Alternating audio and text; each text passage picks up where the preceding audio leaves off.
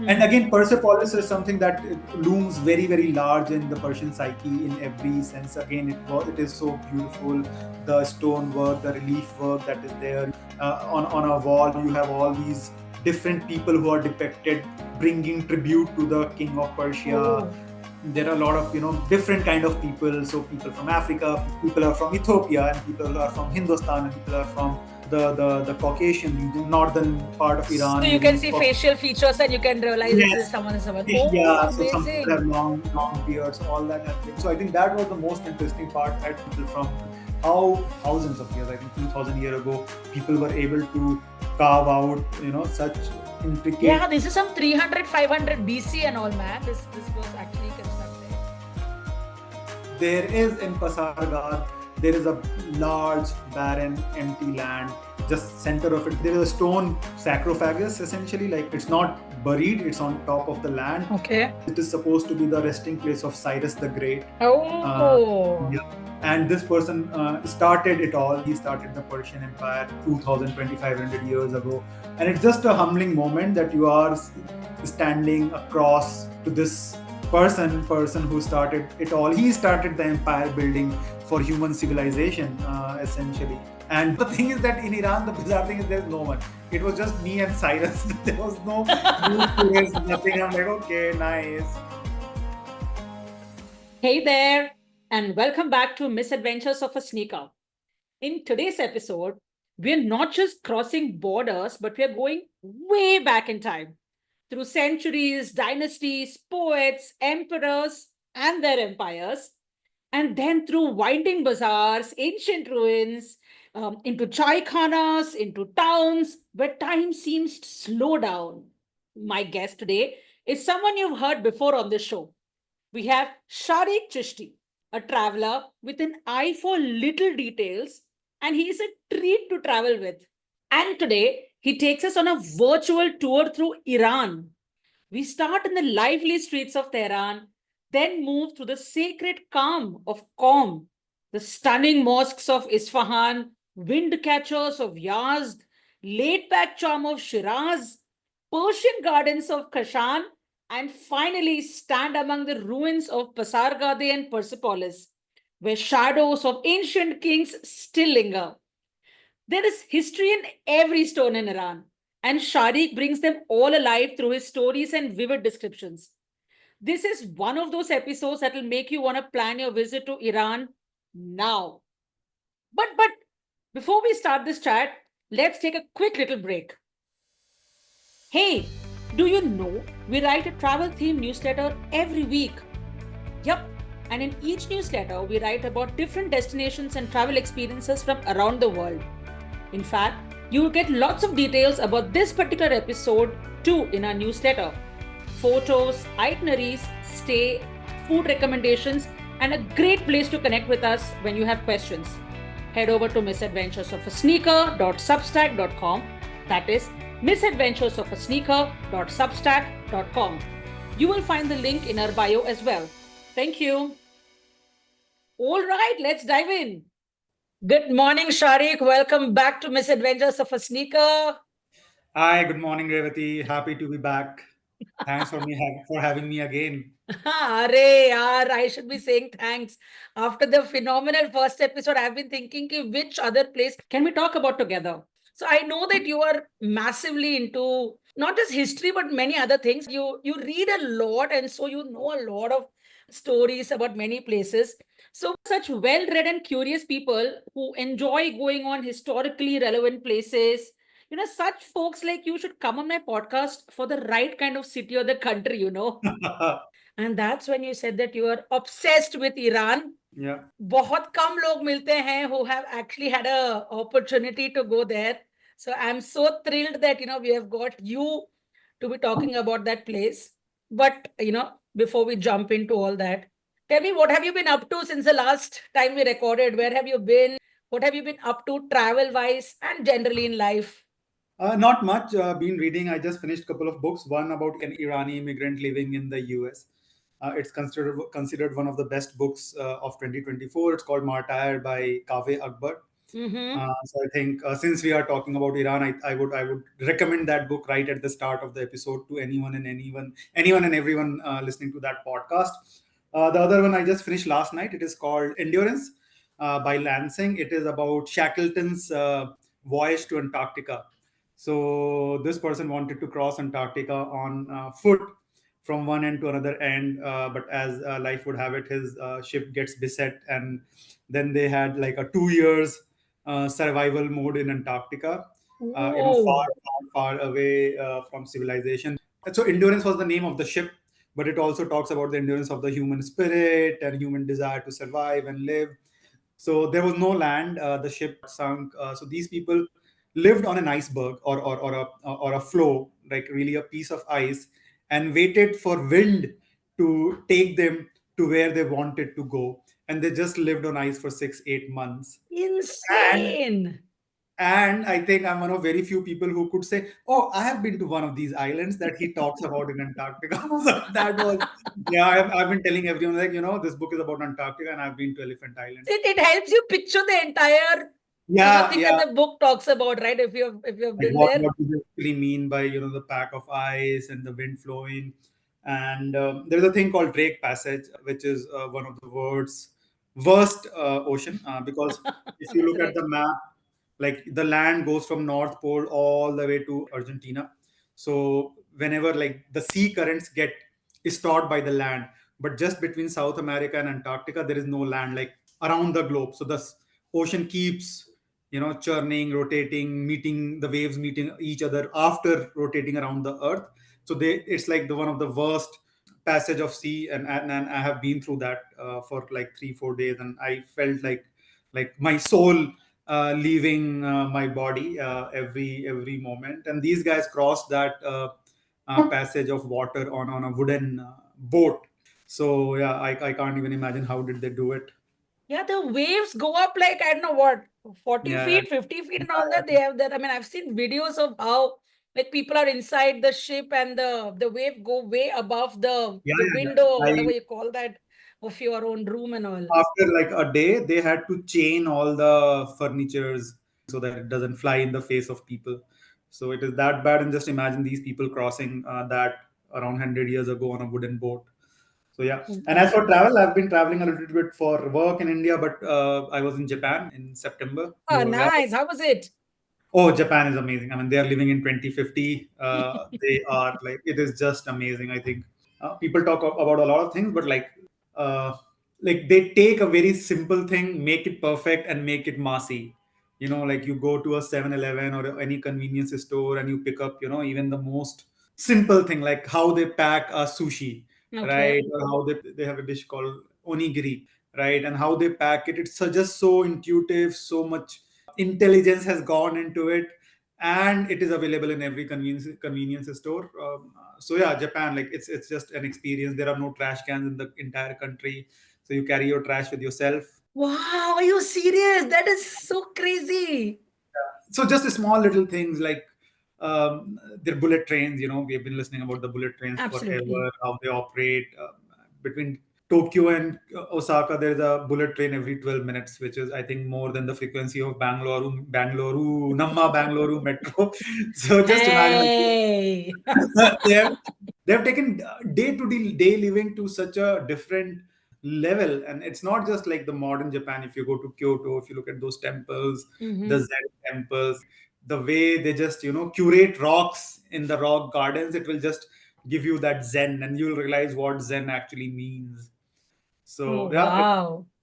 it was a lot of fun, a lot of great food, of course. Like we had a lot of sushi and ramen and onigiri and all the local food, some of the best that you can imagine. Fantastic. So my mom was in Japan last year. She had two observations. One, that forget about trash on the road. You don't even see dead leaves on the road, she said. It is so clean. It's that gorgeous. And the second is when she got up on the bullet train, she's like, Are, this is just like Vande Bharat. I'm like, Kya, mommy? We have taken inspiration from them, and you're like, they are there. But she was so thrilled with the bullet train. She said, This is just, it's a different experience altogether. Different experience. And we got to see Mount Fuji from bullet train. Again, that is one of the things that all the travelers or tourists want to do when they're in Japan. But Mount Fuji is actually covered by cloud on 60 to 70% of the day, so we got lucky. We could see Mount Fuji from the bullet train. Wonderful, wonderful. So how different was it traveling with your kiddo this time? Japan trip was with your kiddo, right? Now I have a kid who had just turned one when we Uh, left for Japan. uh, I have definitely slowed down. I think in Japan, we were there for 2 weeks and we only did Tokyo and Kyoto. If it was earlier, I would have done, five other cities. But I think it is also fine because then you also tend to live in the city rather than just travel. Now we were looking out for, oh, where can I buy some diapers for him, and where can we buy some packaged foods, or the powdered milk, those sort of stuff. So then you are going to their convenience store or the baby stores. And so yeah, it is a different experience. So when you travel for 2 weeks to a new country with a baby, you tend to live there as well, not just visit. But in Tokyo, the hotel rooms are notoriously small. yep. You must have heard. Like you go there, you open your suitcase, and you can't. There is no other space. Like there's nothing. Like you can't step on anything else. The subway system is crazy. Like Tokyo has some 850 stations or something. It's just beyond crazy. My God. Quite insane. If the office is, or if a company has an office 8 minutes away from a subway station, people would not want to work there. That is how convenience is built in the public transport. This is amazing. Wow, Yeah, very impressive. So you got to explore more parks and all of that also thanks to your son. yeah, And the yeah, sales and marketing person in you also could go and walk around all the stores and make your yeah, observations. Even that is a big thing. I love going to convenience stores when I'm traveling as well. Yeah, there is some charm of walking around this aisle, seeing what are the different yeah, oils yeah. they have, pastes they have, chips they have. And another thing is the vending machines. They have like 5 million vending machines in the country. Like you can get anything from the vending machine, starting from coffee to a ramen, freshly squeezed orange juices. So I would just go and try different things from the vending machine. Oh, I haven't tried this coffee. Let me try this coffee Yeah. and all that. So yeah, that is another experience. Hmm. That Okay, so is, an episode on Japan might happen soon. yeah, Tariq, yeah, you have taken a good 10 minutes just talking about Japan. You loved it so much. There is a chance that that might happen. yeah. Wonderful. Okay. So now shall we start talking about Yes. your okay, so tell me one thing. So we know a little bit about Iran. I've read a couple of books and things like that, but Iran is not a place that comes up in your Instagram reels and YouTube shorts and top 5 places to see in Iran. You don't see that. Now, with not having such kind of Insta reels, top 5 jazz and all that, we know that Iran is a very multicultural, lot of history kind of country.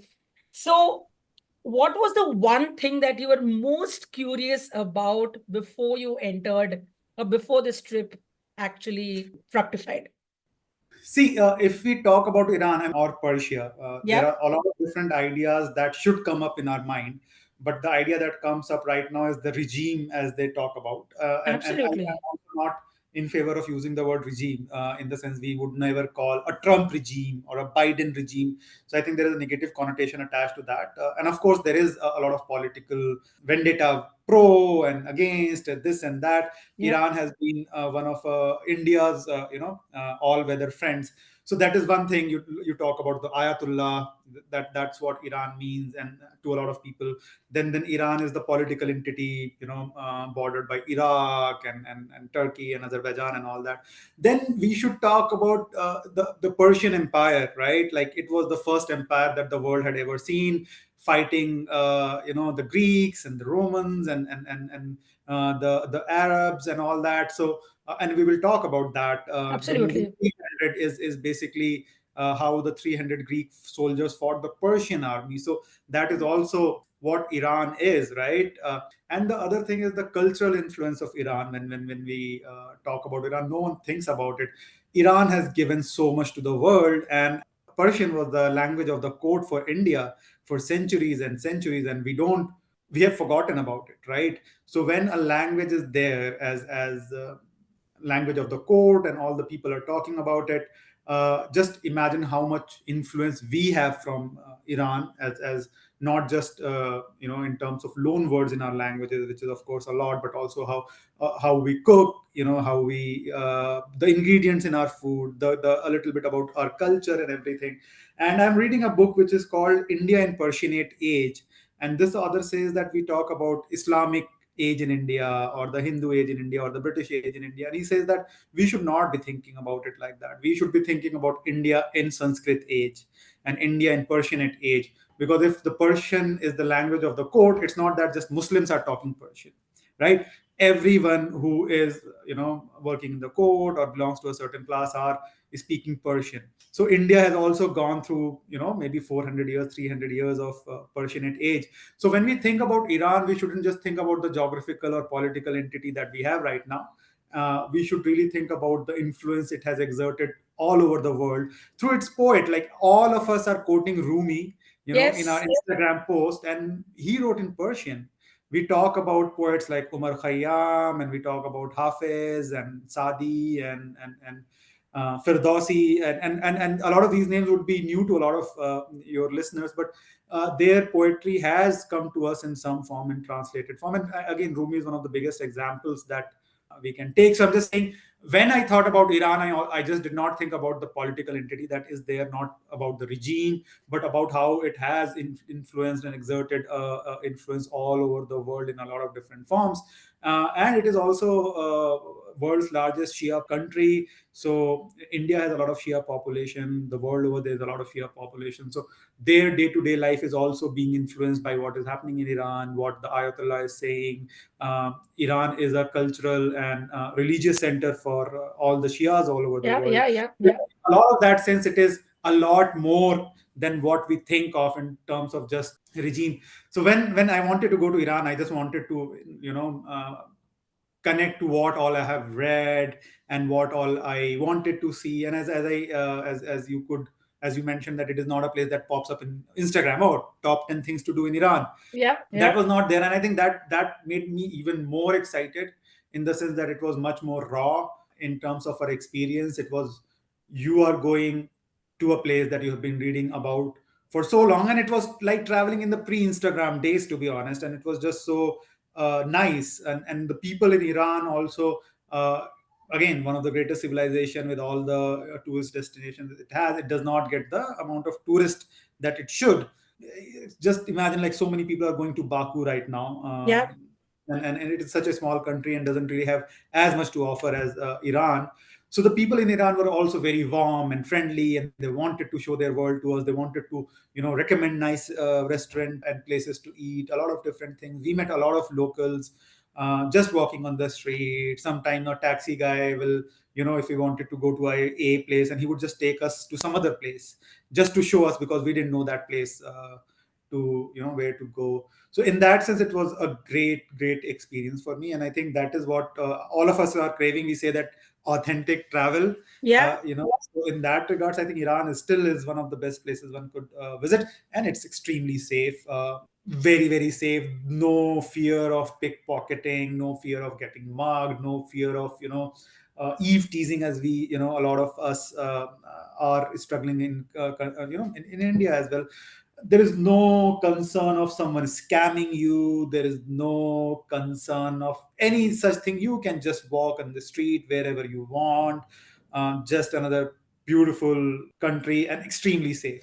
Of course, if Israel drops a bomb tomorrow, things might change. Yeah, But yeah. yeah, apart So from that, on because of the current political situation, things are different. But I really hope a country like this, so culturally rich, so much history, people being so nice and everything that you're saying, it gets back to regular political scenarios, yeah, because all this being the unsafe part of Iran is only political jazz. Otherwise, yeah. people are just so rocking. Arey wow. So I was going to ask you next, what was one of the misconceptions that was busted? But you've already said that. One thing I would want to add is Hmm. the status of women, because outside world, it's like, and I'm not denying that a lot of it is forced. A lot of it is not how it should be. The women are, forced to wear, chador, or some sort of a scarf, and of course they don't want to do it. Um, a lot of them don't want to do it consciously. They are being forced by the police and everything. Yeah. But the women have a very, I don't want to use the word strong, but equal presence in public life, Mm-hmm.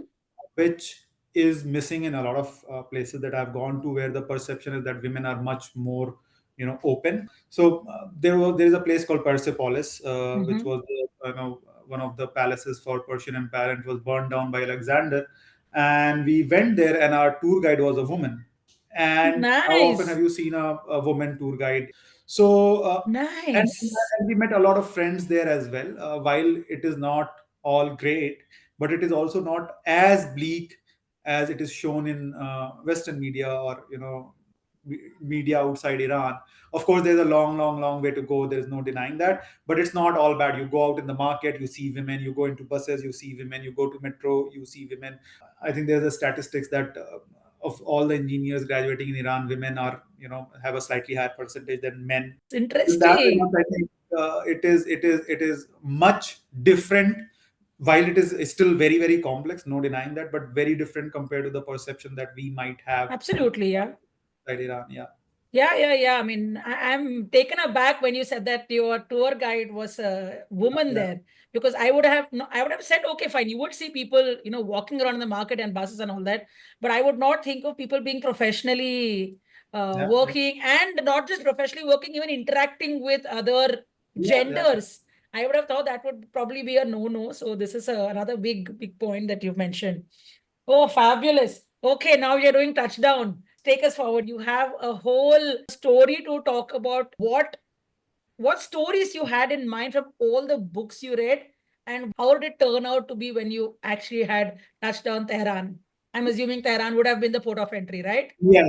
Yeah. So what was the background? There are a lot of stories, the whole kingdom, Persian Empire, and Alexander, beyond that, beyond that, beyond that, so many things. So take us. Yeah, so it was surreal. So there is a direct flight from Delhi to Iran or Tehran, or at least there was at that point in time in pre-COVID days. But it is not considered safe because of the sanctions, and it is very expensive to fly because they can't, fuel in some of the places because of the sanctions that are there. No. So we took a long detour. We took Ukrainian airlines. We went from Delhi to Kiev and then landed in Tehran. And I think a lot of Iranians also take the same route. So it was just so surreal when it was about to land in Tehran. All the women got up and started putting on their scarves. So yeah, Oh. and that happens also when you're taking off from Tehran. Like the moment you take off, it's like this runway. Like the moment the plane leaves the runway, all the women get up and they take off their, and it is just so surreal. And that's why I'm saying like it is still very, very complex because these women are, Yeah. to put on these scarves. So when you land in Tehran, Tehran is a huge, bustling metropolis. A lot Hmm. of ways like Delhi. It's smoky and there is a lot of pollution, and it's a bustling city. But again, this is one of those cities where it is the political center of Tehran. It Yeah. is the financial center of Tehran, and you have different kind of neighborhoods, just the way Delhi is or Bombay is. Like there would be a South Bombay sort of a place where you have all these nice cafes, and then there are gardens. There are the bazaars is still in Tehran. Some of the small palaces that were built by the Qajars, like they were one of the people who ruled Iran. So it is one of those cities where you find all those things that you'd find in a big city. It does not have any big mark like a Humayun's tomb, for instance. It does not have a red fort, for instance, but it's still the financial. I wouldn't call cultural. Maybe that could be Isfahan, but it is the financial and political, center of Tehran, of Iran. Maybe like Mumbai. Yeah, you could call it Mumbai. Yeah, you could call it Mm. Mumbai, and there are mountains to the north of it, and beyond that Oh. there is the Caspian Sea. So a lot of Tehranis go to the mountains over the weekend. So there is a Tehrani way of life, but from tourist perspective, it is not something that should be, top of your list. You go there, you really enjoy, you meet people, you go to all these cafes.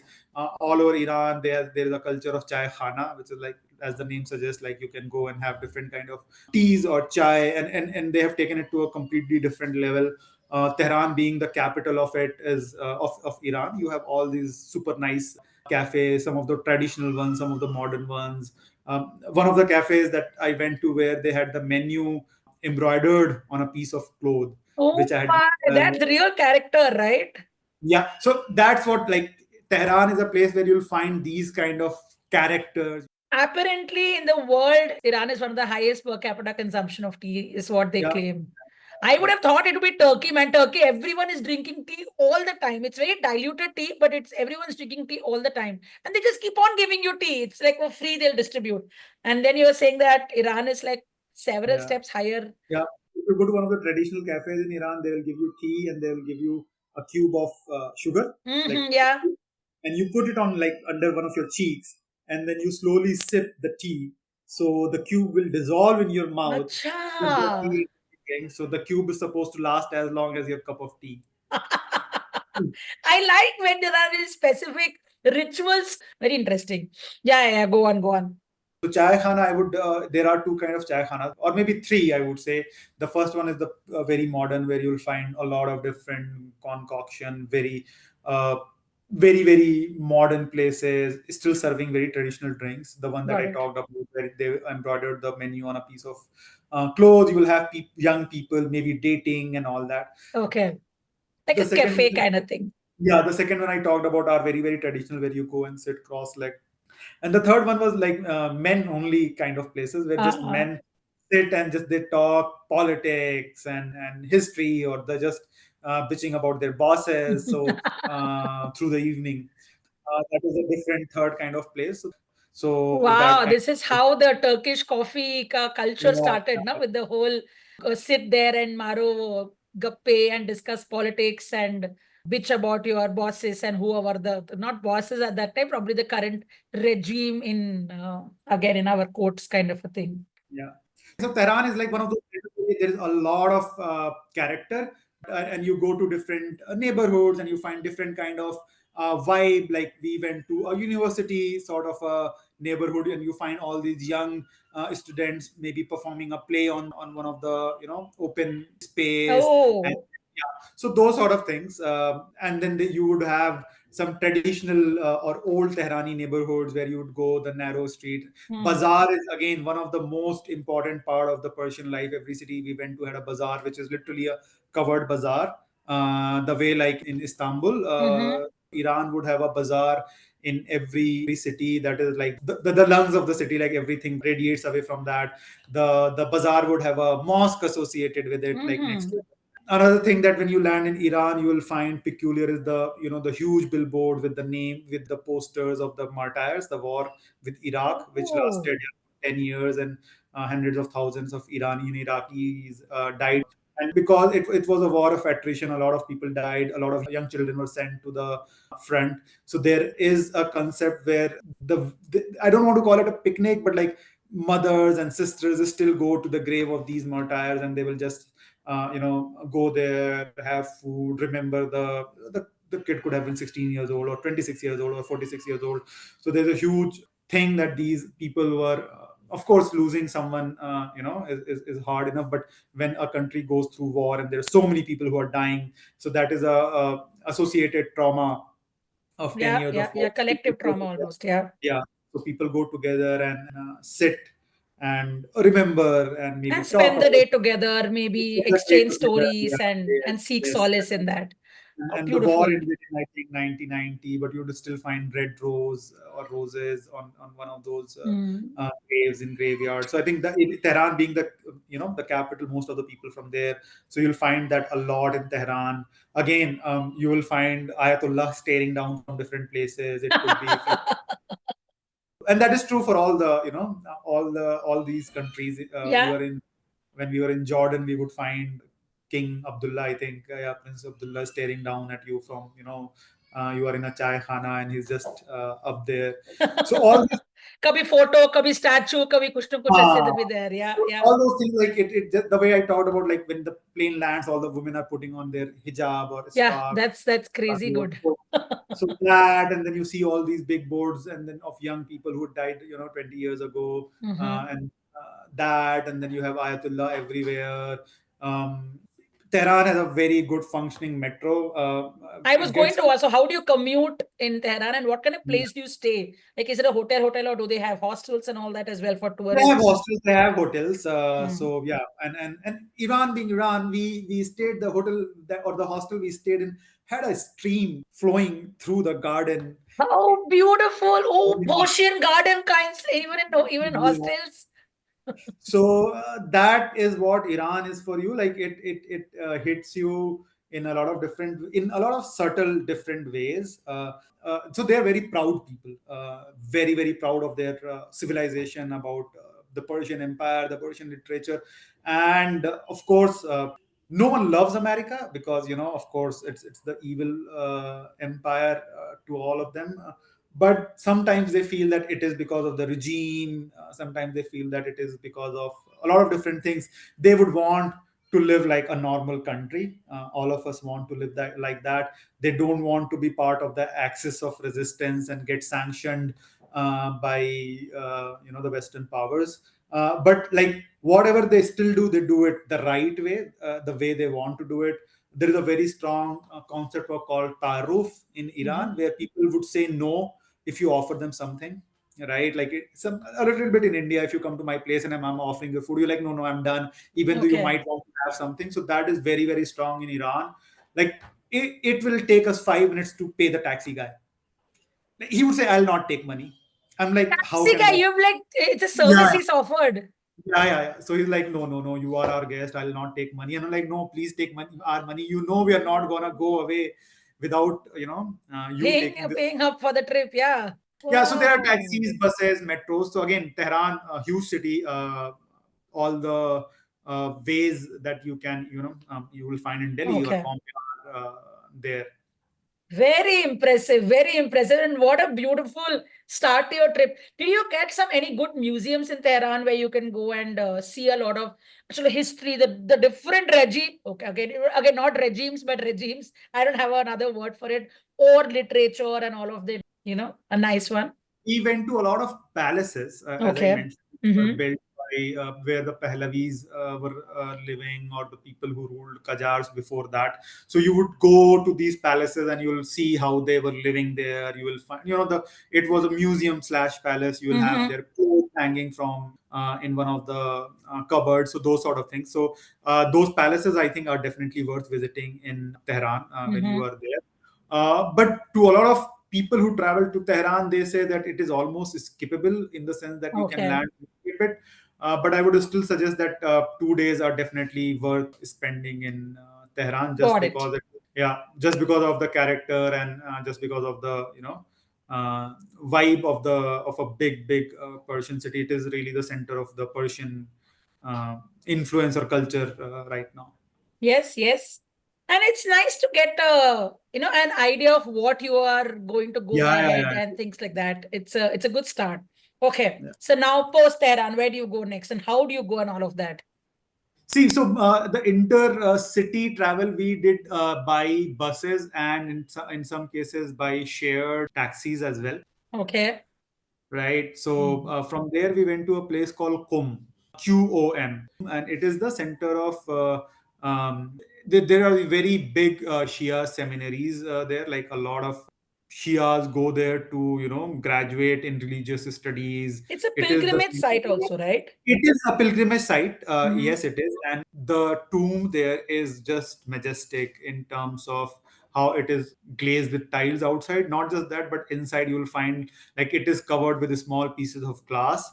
And it is one of the most important Shia pilgrimage site. But Qum is much more famous, not just that, but also as the center of Shia studies. So a Okay. lot of people would go there, study to maybe, I'm not sure about the right word, but like the different levels of how do you graduate from A, B, C, D. So in religious studies, there must be different, levels. So they go, they study Like you're there. saying bachelor's, master's, PhD, that level, or you're telling subjects wise? No, something like that. Like you Okay. graduate from a level from A to B to C. Got it. So that is what Kum is famous for. So when you are in Kum, you will find all these people in the long robe and the headgear, Oh. which is somewhat like pagdi, which is Mm. the gear common for these religious leaders. So you'll Mhm. find all of them roaming around. So it is a very very different, unique place in that regards. It's like just the religious center, and the people that we met on the way, they were mostly English speaking people who had traveled abroad outside Iran, and they had a very different world view. But when you meet people in Qum who are very Mm. very religious and not financially as rich as the people that we met in Tehran or some of our friends outside Iran also, they had a very very different view about where the country is headed. They were very very happy with how the country is still able to hold on to its identity. It is not getting westernized like a lot of other countries. So it is also very important when we talk about a country, we maybe are interacting with only 2% of the people there. So it is very difficult to know what is happening in day to day Yeah, life. yeah. It's like two opinions. You need to have both, right? Otherwise, it's just one side is one-sided. But everyone, I think anyone and everyone I talked to, they were feeling the pinch of the sanctions. And this is, I went back in 2019, and the sanctions were at its peak, and yeah, they were all starting to feel the pinch financially. It doesn't matter where they belonged to. It's just that their reaction to it was very different. Some of them was just wanted to cuddle up with the Western world or with the US and get rid of the sanctions. Some of them wanted to continue fighting because for them they have not done anything wrong, right? Just because the Western powers don't like the current regime, so Regime. as to say, yeah. So it's just that when you interact with these people, they had the different reaction to it, but all of them were suffering. One of our friends, she had to get a letter of admission from one of the universities in Europe, and she couldn't get it to Iran directly because of the sanctions. Nothing is flying into Iran, so she got it delivered to one of her aunts in Dubai, who flew in with the letter of admission to Oh Tehran. So those sort my of, yeah. God. How can you do this over and over again? Chalo, ek baar, chalo, you can tell someone to fly in and get you things, but this is like business as usual, cannot be this. Yeah, but that is what it is. I That is mean, what it they is. are not able to refurbish their aircrafts. They are not able to buy, the seats and a lot of different things from Boeing and these sort of Harsh. companies. So yeah, it is very very harsh. So it is impacting, and that is why when a lot of foreigners they go to Iran, they tend to travel by train or buses or road, and they don't take flights because the flights have not been. I don't want to use the word repaired, but like refurbished for a Hmm. long, long Got time. it, got it. So the sanctions are just seeping into day to day life. It's just that the reaction of the people are very very different. My God. Ah, these are things that we only read in like newspapers and whatever articles and all that, but you are like seeing it and you've had such conversations right there. Crazy. Okay, so tell us more about Com. How do you pronounce it again? Kum. Boom, yeah, Okay. that's what. Yeah. Uh, What kind of a city is it? And when you're seeing people dressed up in the religious attire because of their educational requirements and all of that. Do you see women and men, or do you see primarily men? Do you see no, no. children? So again, that's what I said. Like I never found a lot of distinction between. Of course, the religious leaders were men, but Okay. like if you go to Students? I think they were mostly men. Mm. But if you go to whom the men and women were there together, doing the pilgrimage and every thing. So if you want to think of Kumbh, just think of it, and it is very very wrong comparison because Banaras is such an open city, Mm. inviting everyone.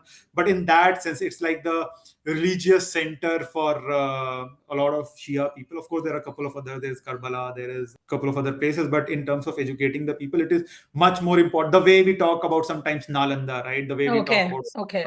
you have to think about Kum in that way. Like people go there to study the Shia text, and it is just the center of all that is happening there. One of the most interesting thing that we found there was a mosque called Jamkaran Mosque, which is Okay. Jamkaran is a small village outside, I think 6 to 8 kilometers outside of Kum.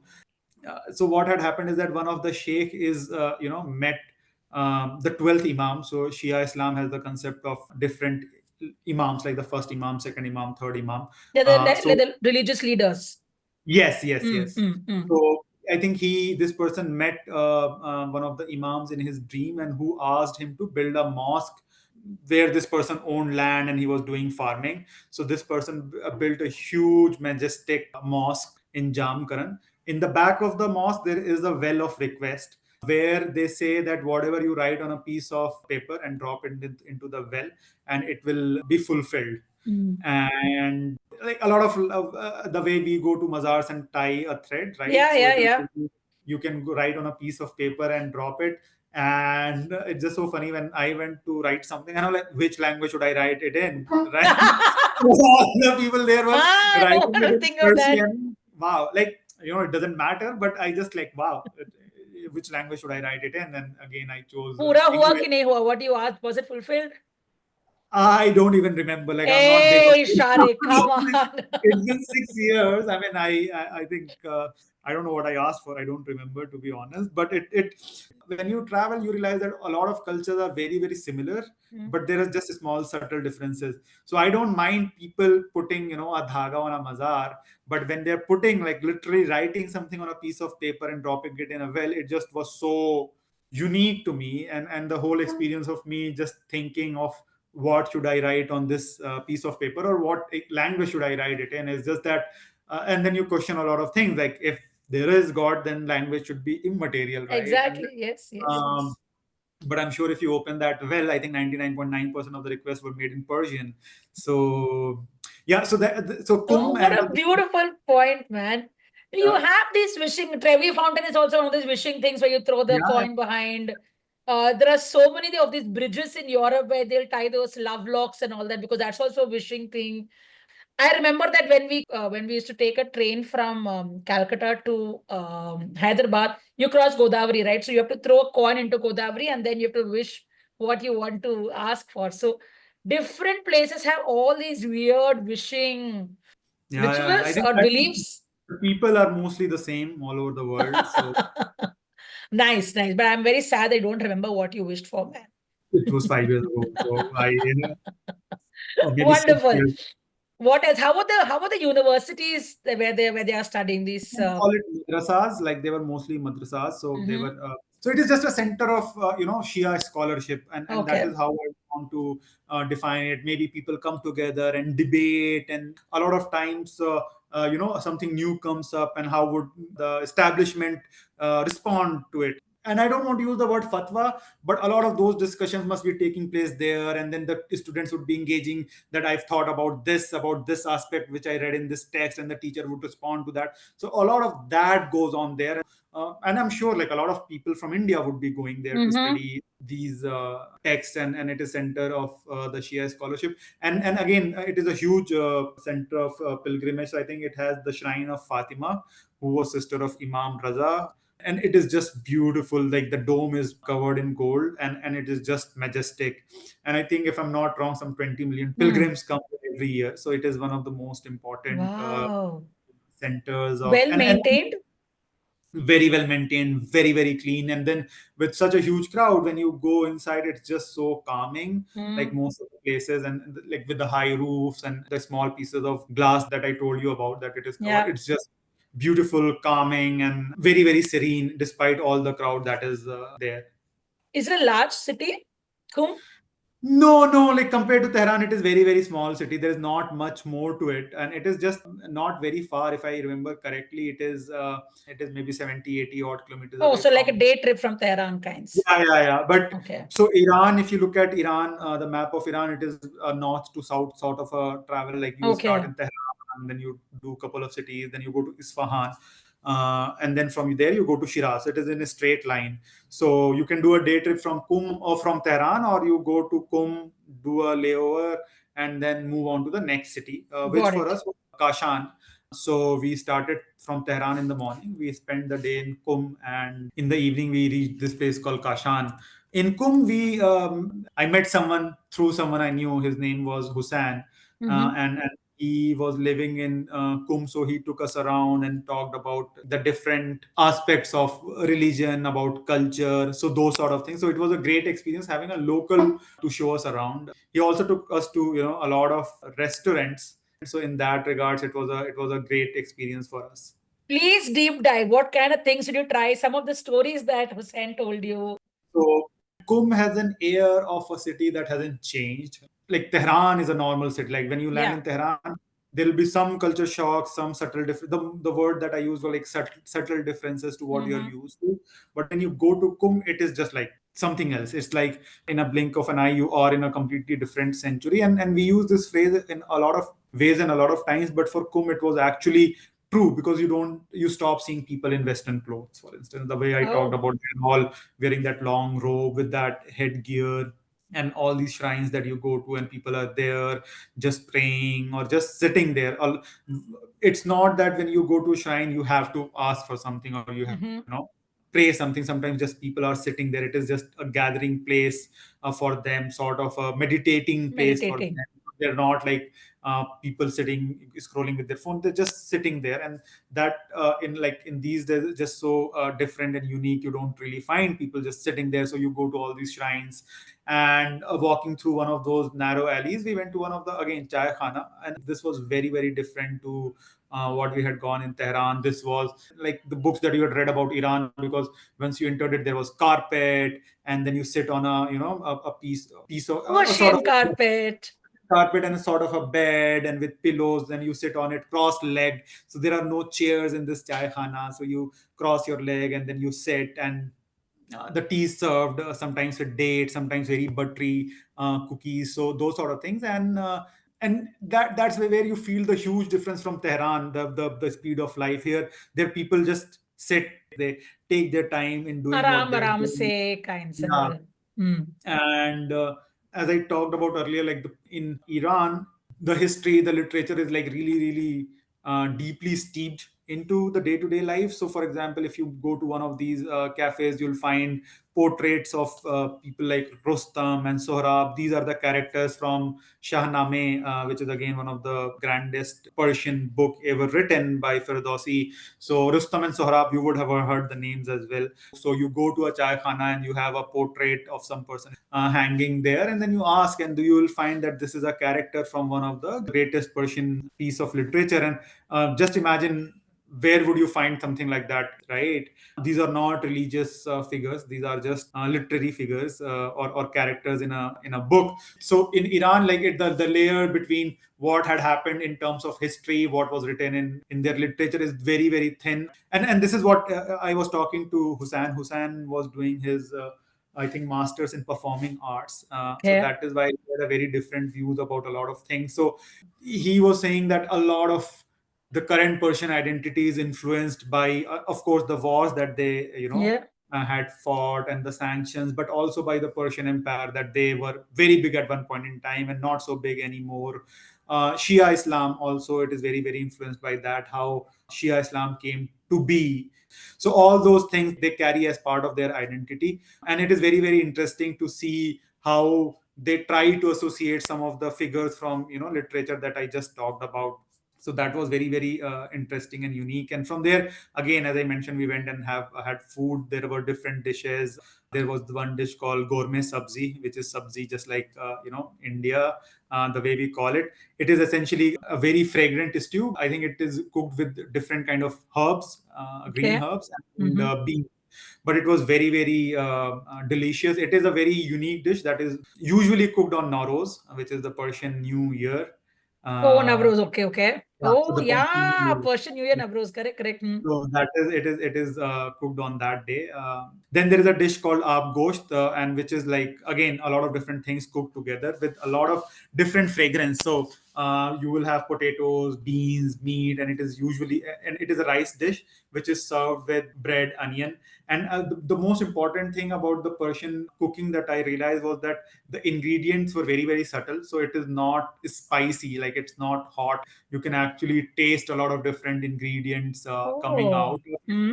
They will put stuff like walnut into some of their cuisines. They will put pomegranate in some of their dishes. I think fesenjan again is one of the most famous Persian dish that has made its way outside Iran. And again, I think it has a strong base of pomegranate. So you will not find a lot of these dishes or these ingredients in a lot of cuisines around the world. There is a dish called, I think, bagali pulao. So it's a dish cooked with lamb, but it has a lot of flavor coming from saffron. So Oh. Is it like a biryani like kinds? no, Because so I know the that right, biryani in Lucknow is actually called some pulao, right? yeah, yeah, yakhni pulao. Yakni pulao, Yeah. correct. So pulao, yeah. So it is cooked something like this, but it is served with either lamb or chicken on the side, not On the as side. Oh, okay, okay, okay. the way it is in Lucknow pulao. Mm. It is very big on subtle taste of a lot of these ingredients. Yeah, And yeah. there is another dish. The way they do it is that if you cook rice and if you leave it for a little bit longer, the bottom of the cooker will get a little crispy. Burnt. Yeah, yeah. Burnt. Slightly. So Mm. they do it consciously to use that burnt rice. It's not really burnt, it's just slightly crispy. So Correct. if you use that kind of rice in a lot of dishes or like as a side, just imagine eating dal chawal with that kind of rice. It just brings a different texture to Well, everything I that genuinely like a little bit of burnt yeah. thing in my rice. Huh? So that's something that I also do it at home very often, that I'm like, "Oh, thoda sa jal jaye," and there'll be one crispness in that bottom layer and all that. It's nice. Hey, what about things like the ice cream sandwiches that are So so we famous in Bombay? That is a Persian thingy, and Faluda is supposed to be with an origin of Persia and things like that. Do you get to eat all that? we had a lot of that in Isfahan. So we were Okay. in Kum just for the day. So it was very. I don't want to call a short trip, but I think we spent the right amount of time in Kum, Mm. considering that we were not a pilgrim. Correct. You're not there for pilgrimage. Yeah, Mm. and again, the Persian cuisine is big on kebabs. The Mm. usual the kebab that we have in India, like Sikh kebab, they have different names for it. Did you go crazy with the food there? Yeah, yeah, yeah. Again, Yeah. it's just so subtle, like you don't feel very full. That's perfect. And from Kum, we went to a place called Kashan. Okay. Kashan is a small city again. So our major destination after Tehran was Isfahan, Mm. but we stopped in Kashan for a couple of nights. And the best part about Kashan was that they were literally it was devoid of people to an extent because there were like literally no tourists. Like in Tehran, there were still people from outside Tehran, maybe Iranian coming to Tehran for work. It is a bustling metropolis. Kum, as I told you, it is a place of pilgrimage. But Kashan was a very beautiful small city, but without any crowd, to be honest. So just like any Irani city, it had a bazaar. But what it offered us that we were able to go to a lot of these palatial houses. So people had built really big, you want to call them havelis, but much bigger than them. So they were private houses, but you would have a fountain or a stream flowing through them. There were multiple houses which you can actually go and visit and see how the rich people of Iran were living at one point in time. Wow. Yeah, so we reached at night from Kum, and we had only one day in Kashan, so we visited some of these houses, and we visited a couple of Persian gardens out on the outskirts of Kashan, which were really like the way close your eyes and imagine a Persian garden. It's a huge garden with water flowing through through streams and there are different blocks. Kashan has a lot of beautiful houses where people were living. These people had built massive houses in line with the Persian architecture of the day. These were built in 17th century, 18th century. Kashan is known for its carpet, silk, and textiles. So you would find a lot of use of carpet in these houses, and these were like havelis, but much bigger than that because you would have again a stream of water flowing through the house, and you would have gardens around it. So those sort of houses, and you go and walk around. Like we went to a couple of houses, and it was just How do you get access to enter a house? It's someone's private residence, right? also it's an old house which has been converted into a museum. You pay for the Acha, ticket. okay, okay, okay. Mm. And just outside the city, there are a couple of Persian gardens, and Persian gardens are just like the way you would imagine. Just close your eyes, think about it. So you would have a big piece of land, and there are squares and rectangles of gardens, and there are different trees have been planted in these gardens, and you can walk through them. And of course, there is a stream flowing through the passage. So just imagine you're walking. There is a garden on your right side, there is a stream on your left side, and there is a garden on the other side as well, and there are gazebos at every intersection where you can just sit and admire the Persian gardens. And again, going back to the point that I was saying at the beginning of our discussion, that a lot of things that we have in India are influenced by Persia. So if you went to Humayun's tomb, I think Yes, I for was I was actually picturing the whole thing. Was there also they say Charbagh, which is yeah. inspired by the Persian style of architecture. The story, the one of the stories that is there about Humayun's tomb is Humayun's wife built the tomb for Humayun after Humayun passed away. So Humayun had taken refuge in Persia for several years in between. And Humayun's wife was so impressed by the Persian architecture there that she actually got a Persian architect to make the entire tomb of Humayun in Delhi. So that's why the entire garden is, the Charbagh is a Persian garden. The tomb is entirely, designed by a Persian architect, and in the whole design Yeah, वगैरह. There'll be a stream flowing in between. You'll have, it's very geometric. A Persian garden is a very yes. geometric way. Its whole thing is structured. You'll have a fountain in between, and you'll have fruit trees, and then there is some beautiful method to the whole way it's done. Did it feel that way when you actually Yeah, saw yeah, yeah. like an OG Persian garden in Persia? So even Taj Mahal is a Persian garden. Yes, yes. And you realize how people there are so like a garden is such a strong part of or important part of their life. They're not letting it go. It's not a park where you go for run, right? There's a huge difference between a Yeah. park and a garden. Very Here true, very true. yeah, we are beginning to conflate the two. The gardens are just supposed to maybe a gathering place, a picnic place, a place where you can just go and sit and admire, listen to the sound of water or the sound of birds chirping and just lay down on the grass. So there is a huge difference between a park and a garden, and I think we forget to distinguish between the two. Very right, very right. It's always a blur in our head. It should be Yeah. two separate things. Yeah. Yeah, so apparently a Persian garden is supposed to be equal to how paradise is described in Yeah. the religious texts. And the way that the paradise is described is how they have designed the garden kind of thing. ऐसे कुछ है क्या? So yeah, so a lot of these Persian gardens are actually a reflection, not really reflection, but actually human interpretation of how paradise is described in Quran in a lot of Islamic text. So you will have that streams of honey and milk are flowing in garden in paradise through a garden of this and that. So they have tried their best to replicate how paradise looks like, and just imagine if humans are trying to build a replica of paradise, they would put all their efforts into it. And again, the beauty of different flowers and trees and the birds chirping and then families making a picnic there, it is just very, very calming. Wow. Very nice. Who introduced these Persian gardens in India? Was it Babur or someone before? I'm not sure. It must be one of those either Delhi Sultanate people or Babur. Hmm. But even in Srinagar, you find all these Ah, Nishad Bagh Nishad and Bagh and all that, right? Yeah. Shalimar Bagh. So Persian Gardens of Iran is actually got a UNESCO heritage tag, I mm. think. Oh, nice. And one of the things before we move on from Kashan is we went to a bathhouse. So again, bathhouse, as the name suggests, is like a communal Like a place to hammam kind of thing. like a hammam, and it again.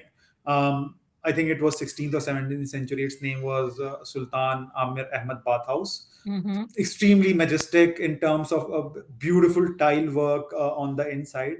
Now it was not functioning as a bathhouse; it was a Mm. museum, just for us to go and experience how a bathhouse in Persia or Iran used to be. So I think it's 300 years old. There was an earthquake where it got destroyed a little, but of course it got rebuilt. And again, it's something that one should go and experience. And the tile work that I talked about is just so majestic, and these are the people who put so much effort in their bathhouse. Can you imagine the kind of effort that they would put in their gardens? Yeah, So gardens and palace and all of those things. My God. and before I forget, like I would want to talk about a place that we went to in Isfahan while Mm-hmm. we are yet to go to Isfahan. So there we went to a restaurant which was built in a farmhouse, in a bathhouse. So it was a Okay. huge bathhouse where they had built the restaurant, because of course the bathhouse was not functional. Mm-hmm. Uh, and again, there was like water flowing where you're sitting. Sometimes the water would be flowing under you because that's how they've placed tables. So you go sit in those restaurants inside a bathhouse and you order food, you get your food served, but again the interiors are just very, very intricate and just out of this world. But just imagine, like, you have been to bathhouse in Turkey maybe, Yeah, yeah, yeah. just think of it like the Persian version of it, and there is a restaurant inside it. So yeah. Do you have pictures of these places? I Dig do. I them out, Sharique, please. In do. this, I mean, you've been telling me beautiful tiles, stream flowing here and there. I want to see it as well. So I'll definitely put it up on our Instagram and blog and all of that for our listeners to see as well. Yeah. Wow. So that was Kashan and your stories about it. You stayed in a hotel kind of place in Kashan. Yeah, it was something between a hotel and a hostel. Okay. I mean, it was an old house which was converted into a hotel. But since it was a house which was converted into a hotel, it was not really a hotel. It was more of a bread and breakfast kind of a Okay. place. Okay. One of those Havelis. Yeah. But Oh. not with the gardens and stream because then they would make it a museum. But it was, you get the feel of living in an old house in a city like Tehran, in Kashan. If it was somewhere else in the world, the same place to stay would cost me a bomb. But just it was because it was Kashan, there were not a lot of people. It was very affordable. Wow. And what is the landscape that you see? Like, do you see a lot of trees and lawns and all of that in such places? Because larger parts of Iran are also very desert kind of. Yeah, so Iran mostly is a dry place, not like a desert. Desert, of course, there are desert in some of the places, but again, this is a narrow strip of land which is still very fertile. As I told you, like you land in Tehran, you go to Isfahan and then Shiraz. So when you are going from one city to other city, you see those dry, arid mountains or hills, but it's not like desert. And the Okay. cities that you are in, they are like they're not like as fertile as maybe a Calcutta or a Bombay because again these are next to the sea. But you find trees, you find places like that. Okay. And they have made Persian gardens in case you don't find it here Yes, and there, you can find it inside that. yes. How beautiful, how beautiful. Okay. So let's take a small little break here, Sharik, before we head forward from Kashan. A commercial break? Not really.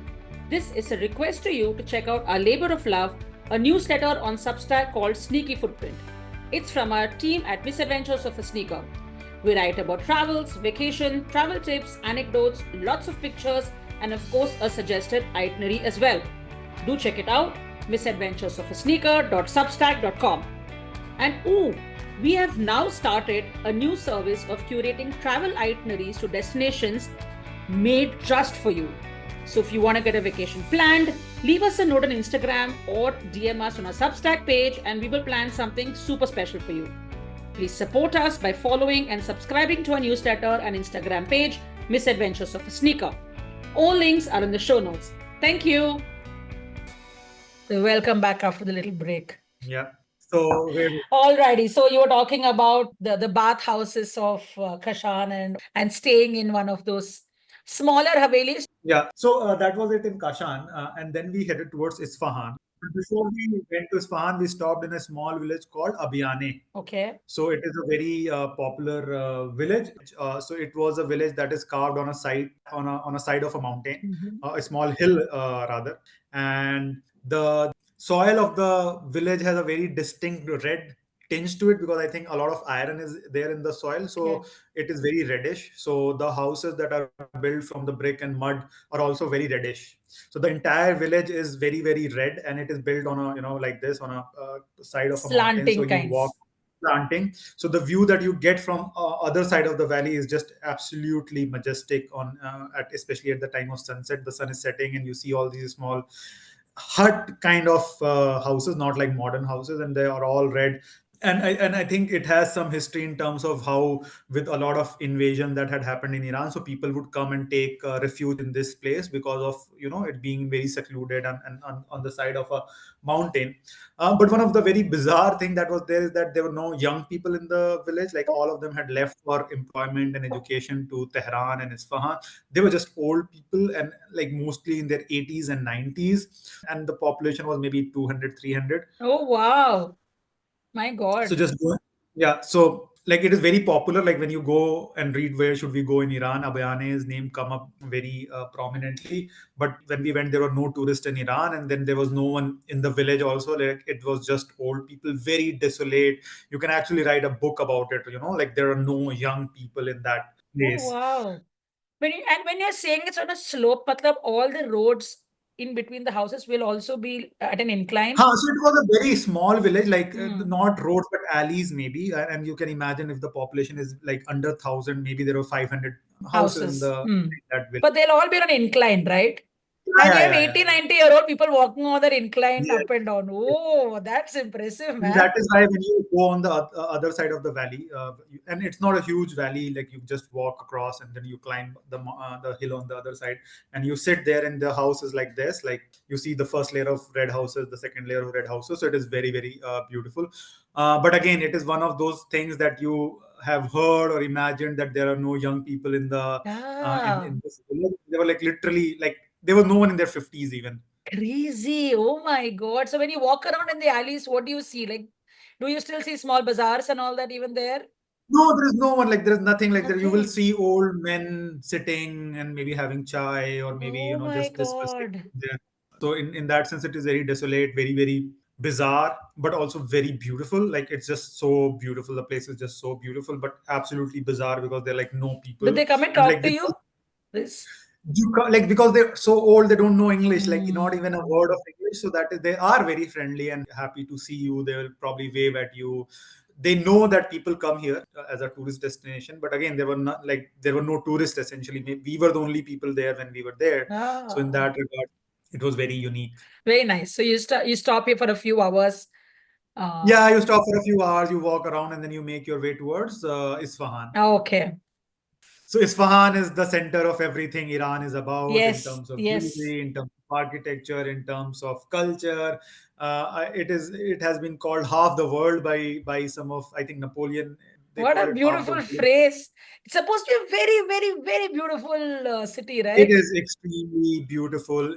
The center of the city is called Nakshe Jahan, which is a square, Nakshe Jahan Square, which is one of the largest squares in the world. It is surrounded by bazaars. And so just imagine there is a huge square Mm-hmm. and there are bazaars all around it, two layers of bazaars. And there are some of the most majestic mosques that you will ever see in your life, with the pinnacle of Persian architecture and the tile work. And the tile work in Iran is very different to what we see in India. So just imagine Taj Mahal, the dome of it is built not with marble but with tiles, and there's essentially entire garden sort of a thing on these tiles. These are small tiles connected to each other, but they have built the design of maybe a tree or a flower, How but very beautiful. delicate, very intricate. So those sort of things. They say that the reason why the tile work on all these structures, why they're so beautifully you have, like you said, you have flowers, you'll have a vine going through and all, is because the holy book does not, you can't make an Man, idol or a yeah, face yeah, like that, right? So that's why they use yes. calligraphy, they use flowers, vines, those kind of designs on all the walls when they make all the tile work or whatever is the kind, whatever is the work they're doing on it, the architecture. So, and it's supposed to be extremely gorgeous. It described the entire mosque as well. It's So supposed to be gorgeous, right? So this is a poem by someone who was from Isfahan. He wrote it for Isfahan. Tell me. So I just want for everyone to Mm-hmm. experience Isfahan through words. So it says, "Go to Isfahan to see the heaven on earth.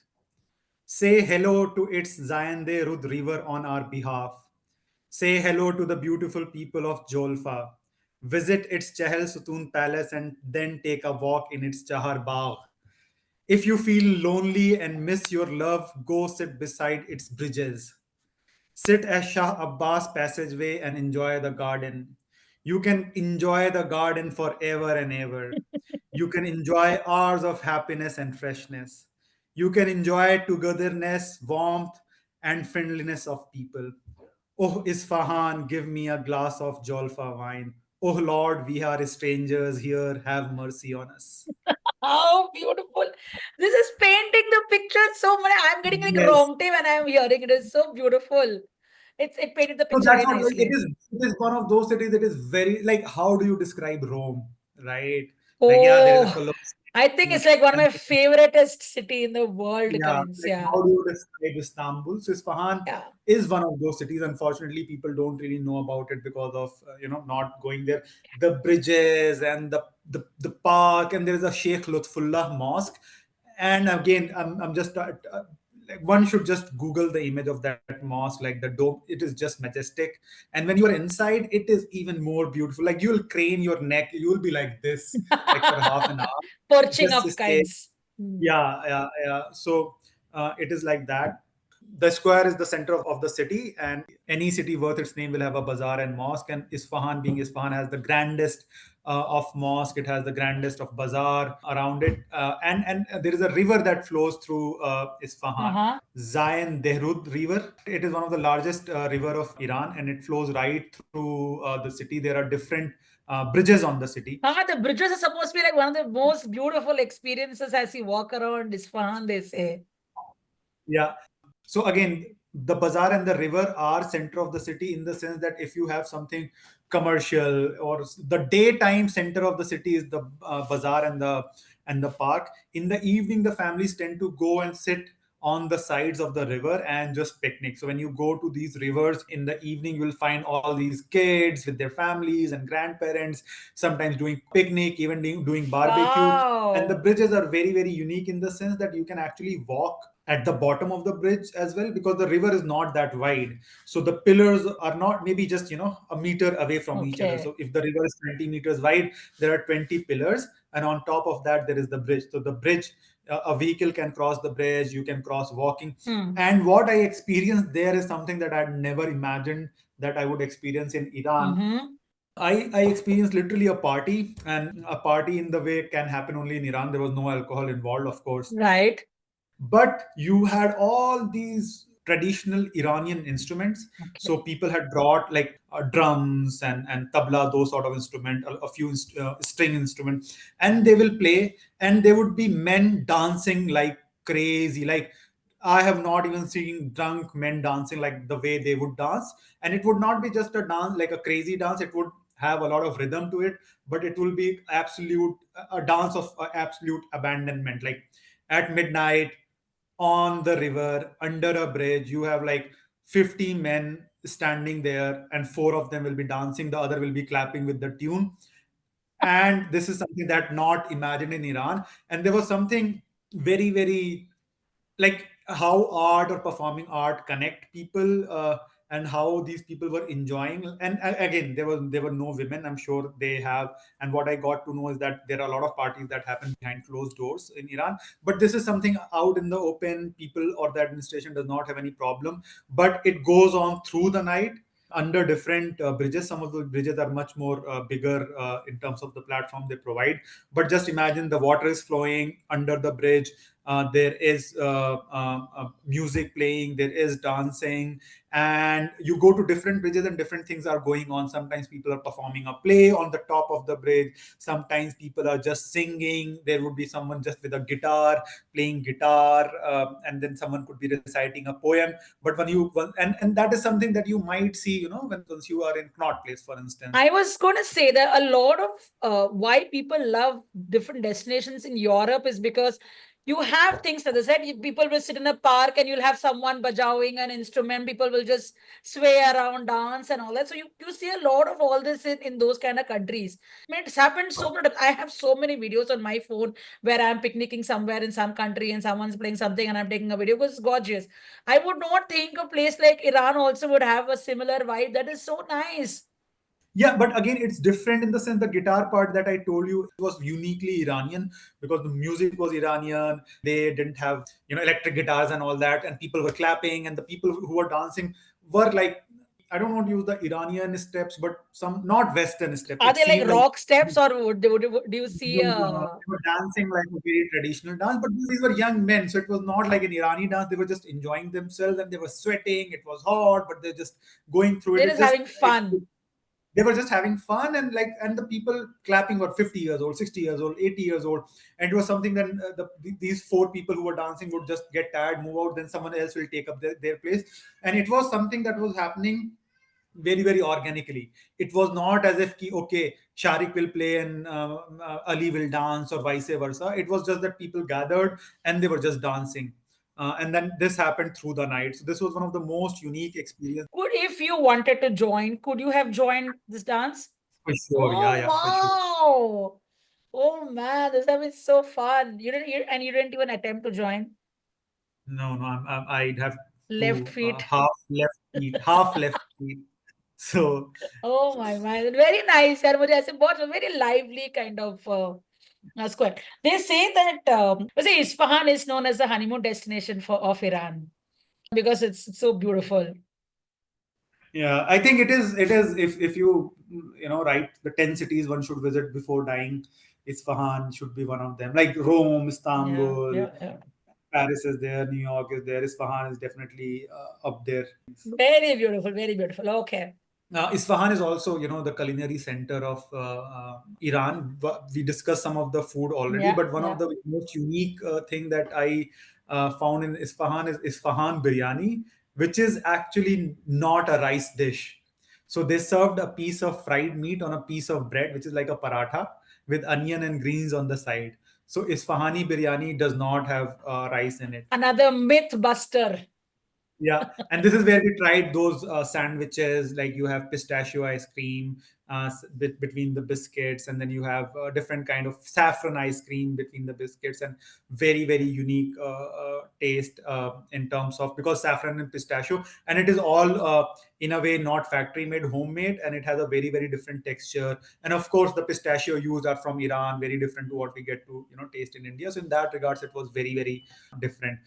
So it is very difficult to describe what you can feel in Isfahan, because just imagine like the river and the bridges and the dancing and the mosque and the food and the garden, and uh, it's just that people live with a little bit more abandonment. Like when we were in Tehran, people seemed a little bit more rigid. Maybe it has to do with big city versus small city.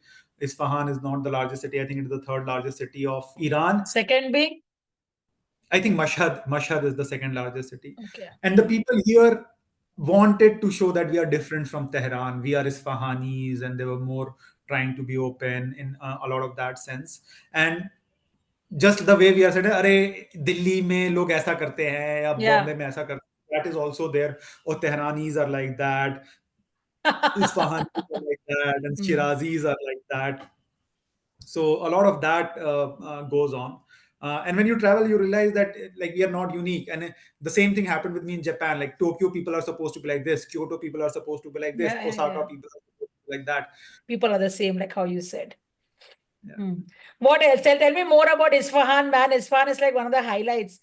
Again, it's very difficult to describe, and maybe it is my fault that I don't have the right words to describe that, but it's just absolutely majestic. It seems it was built yesterday, because like the dome is still shining, and it is just it is timeless. And like when you have something like Humayun's tomb, you look at the dome and it is very beautiful. Yeah. But the next time you look, it is the same thing. But like when you have a dome, the way I was telling you, like there are vine of Yeah, flowers and mosaic work and things like mosaic that. and going up, so you can actually trace a line going from the bottom of the dome till top of the dome, and you'll find a small a flower, or sometimes something different. So it is very very unique in the sense that there is a pattern built on all of it. And I'm not talking like a piece of cloth, I'm talking like a huge dome on top of a mosque, which is built like that. And it is integrated in the bazaar, in the sense that the bazaar on both sides actually go into it. And Oh, then on the inside, the intricacy goes to another level, because a lot of these religious structures are made grand and very tall, just to give you a feeling of being small to God. correct. You're right. Yeah. So they have put in a lot of efforts, and I think it is the pinnacle of Persian architecture. Everything comes together here. It was built by, I think, Abbas the Great at the time of the peak of Safavid Empire. The way Shah Jahan here built so many things, Jama Masjid, Taj Mahal, and all those things. Yeah. So I think it was also the pinnacle of Persian Empire in a lot of sense. Mosque again is beautiful but it's just that the way people go about their lives, it's not a tourist destination. And especially it wasn't for me, because we were not in a very touristy place. While it was very, very beautiful and very popular, but there were no tourists. So you are in bazaar and you are having biryani for lunch, and then you are walking to the mosque, and you're just walking inside and taking a look and coming out. There were hardly three people in such a, popular and beautiful mosque. And then you come out, you have those saffron sandwich, you go to a carpet shop, you look at the Persian carpets, and then you come out, and then you have another cup of tea, then you walk down to the river, you walk along the river, and then people doing picnic, people were also running around as well. So those sort of What things. do people wear when they run? Do they wear shorts like how we wear shorts Yeah, here? yeah, They do? yeah. It's so Yeah, yeah. similar. It's oh wow, interesting, man. This is so nice because when you were saying I can't describe, I was thinking if someone asked me how, please describe Humayun's tomb or please describe Blue Mosque. I don't know what else say. I can only say, oh, so beautiful, so beautiful, so beautiful, so beautiful. Very true, That's very what I was true. saying, that it's Yeah, very difficult to difficult. describe in Yeah, word, yeah, and it yeah. could be our fault Yeah, we'll also, need to be because a poet like the poem that yeah, you read yeah. out, man. And like if you go back to the poem, he is saying, "Go experience the heaven on earth." He's like, Correct. "Done. I'm done." What do you see in the bazaars? I mean, it's all apna silk route, spice route, and all of that, right? So, do you see a lot of spices and nuts and carpets and gold and all those kind? What do you see? So think of this: the Grand Bazaar in Turkey. The people know there. 90% of the people, or maybe 100% of the people buying there will be foreigners, Yes, right? A 100%. local Turkish person would not go and buy there. In Iran, it's the local people who are going to buy there, right? Maybe some of them could be someone like me, but the time we went to, it was like locals coming and buying. So you'll find all those places, all those things, like all the desserts and the ice cream and the restaurants and carpet and clothes and utensils and spices and soap, dry fruits Okay. there, fruits also. So a lot of people will come and buy there. And is it like a busy bazaar? Like, So it is like our Purani Delhi, like local people go. Of course, it's not that crowded, and okay. it is serving to the local people. So in that regards, it's much better than going to a grand bazaar in Turkey, where you'll find all those chandeliers, right? The Yes, number yes. the amount of chandeliers in a grand bazaar will be more than the number of chandeliers in entire Istanbul, maybe. So here 100%. they'll not be selling, gazillion chandelier. Of course, if people want to buy chandelier, there will be a shop for chandelier.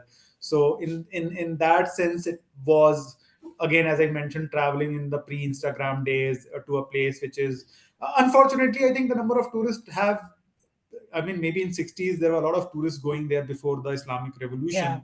Uh, so it has seen a different time. At that point in time, they would be catering a lot more to foreign tourists, but right now they were mostly catering to Iranians, the Iranians of Isfahan, and maybe local tourists coming from other cities. As you mentioned, Isfahan is the honeymoon center for Iranis. A lot of them travel there.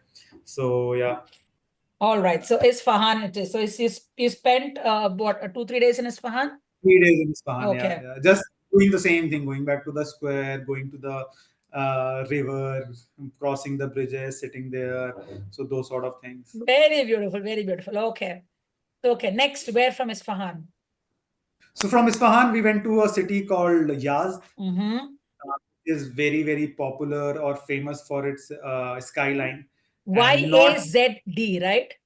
Yazd. Yazd. Hmm. Yeah, it's called. It's also called Shehre Badgirha. So Shehre Badgirha meaning the city of windcatcher. What a beautiful Um, name. Tell us more because I have no so clue yeah, what this windcatcher funda is. it is on Iranian plateau, very, very hot place. So wind catchers are the structures which are built on top of the houses. So it's like a tower, but it is built in a way when the wind flows on the top of the roof, it is able to catch some of the wind, and that wind is funneled through that tower or through that tunnel inside the house.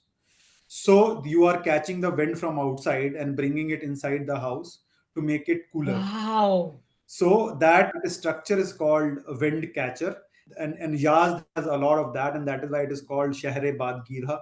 There are a lot of cafes where you can go on rooftop, and on the rooftop you will see it's a very flat city, maybe 2 3 floors across, but you it will be dotted by these towers which will be catching the wind catcher. So you'll be seeing wind catcher breaking the skyline from all across. There are a couple of mosques with their minarets.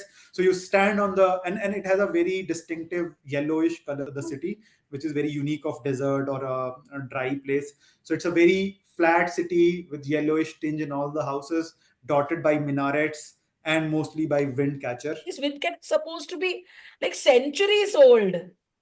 Yeah. So they would have, like, I think every other house has a wind catcher, or maybe Oh, every five wow. houses. So it is very, very unique. And our house in Noida was on 29th floor, and it was very windy. So we named our Wi-Fi city of wind catcher. Oh my God. Anyhow, that you have to be associated with one of the places you have traveled. So Yazd is also a UNESCO city, and UNESCO actually called Yazd as one of the cities which has done an intelligent use of limited available resources in a desert for survival. I think that's very interesting how a city has managed to do something like this.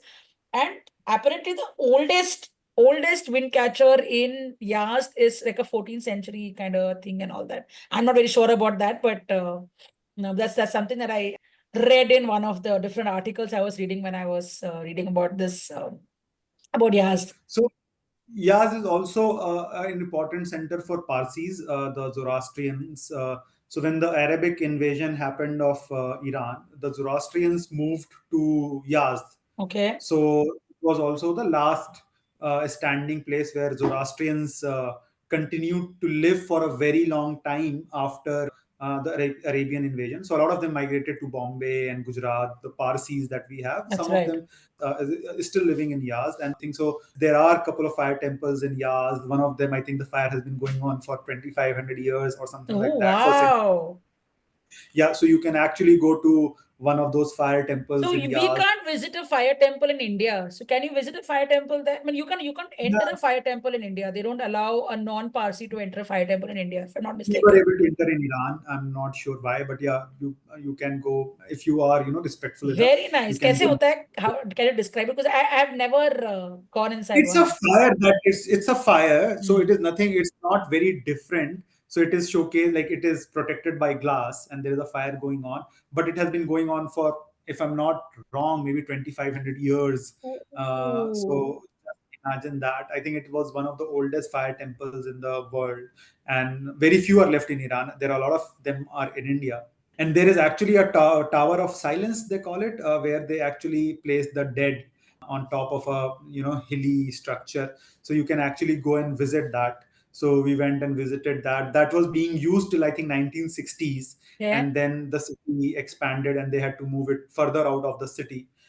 So it had all the Zoroastrian places of ritual that are associated with the dead, or the process of treating the dead. A lot of religious text is there.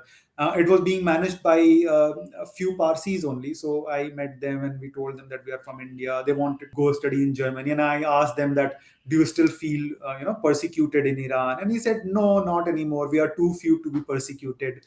So which was very, very sad, Sad, because sad. Yeah, I know. Yeah. Parsis, or Zoroastrians, we call them Parsis. And after the invasion, the Arabic invasion, they were persecuted so much that they had to leave their homeland, come to places like India. And there are too few left in Iran, but Yazd still has a significant presence of Zoroastrians, and it is again an important place of pilgrimage to an extent. I'm not sure how many people go from India, but that is what we were told, that it is one of the last remaining vestiges of Zoroastrian culture and religion in Iran.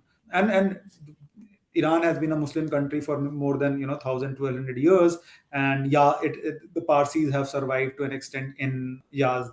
So Yazd is a very, very important place to visit, of course, for it being the UNESCO city, Yeah, and for wind catchers.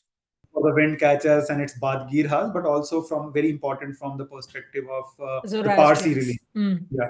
So, do you see anything apparently different between Yazd and other cities? Because this one is predominantly Zoroastrians, whereas the others are predominantly Islamic? So it is not predominantly Zoroastrians, in the sense that they, I'm not very sure about the numbers, but they could be 5% of the Okay, population, okay. compared to an Iran where, or Tehran or Isfahan, it would be much lower. Much lower. But when you walk through the streets of Yazd, you'll find a lot of names of Indians.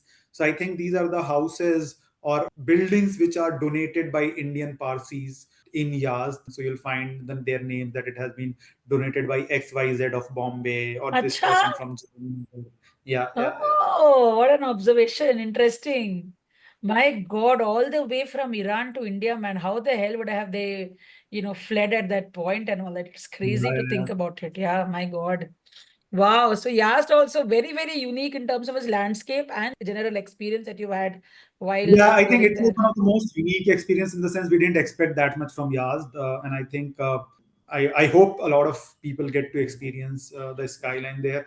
And again, in Yazd we had some sort of rajma or some sort of beans. Not a huge fan of beans, but I think it was one of the most delicious Acha. things I've ever had. And it was again a vegetarian dish. It didn't have any meat in it, and it was very delicious. And I don't remember the name, to be honest. So when I travel to places like these, of course there are 4 or 5 things that you want to try, like, Yeah. but then you just go somewhere and you order something, and that is the beauty of it. Yeah. And I'm amazed that you went to Iran and you ordered a vegetarian dish, man, Sharique. But it was very good. You're moving to become from friend to best friend in my case. Very nice. Yazd, how long did you spend in We Yazd? were there for 2 days. 2 days. In Yazd. And in 2 days, you just walk around all these different alleys Yeah, and see places and and all. have tea on the rooftop where you can see the skyline. How many cups of tea did you have in this entire trip? I can't, I don't remember, maybe hundreds and hundreds. Do you understand the local language at all? So I can read because I know Urdu, and there are a lot of loan words, so I can understand some of the words, but not a lot of it. Okay. See, what can happen is that I can pick up words. So someone was calling someone a maskhara. I'm like, why are you calling that person a maskhara? And they were like, how do you know what maskhara means? I'm like, we use the same Is it like word. masti khor? So maskhara is like, so arey wo maskhara hai. So we use it in Urdu very, very frequently. Oh, okay. So yeah.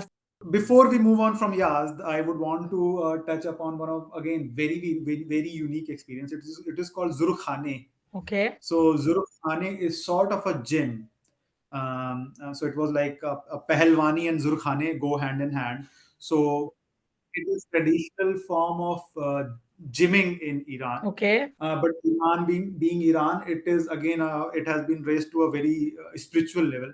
So Zurkhane is a semi-spherical space. So just imagine a half sphere. So it is the roof is spherical.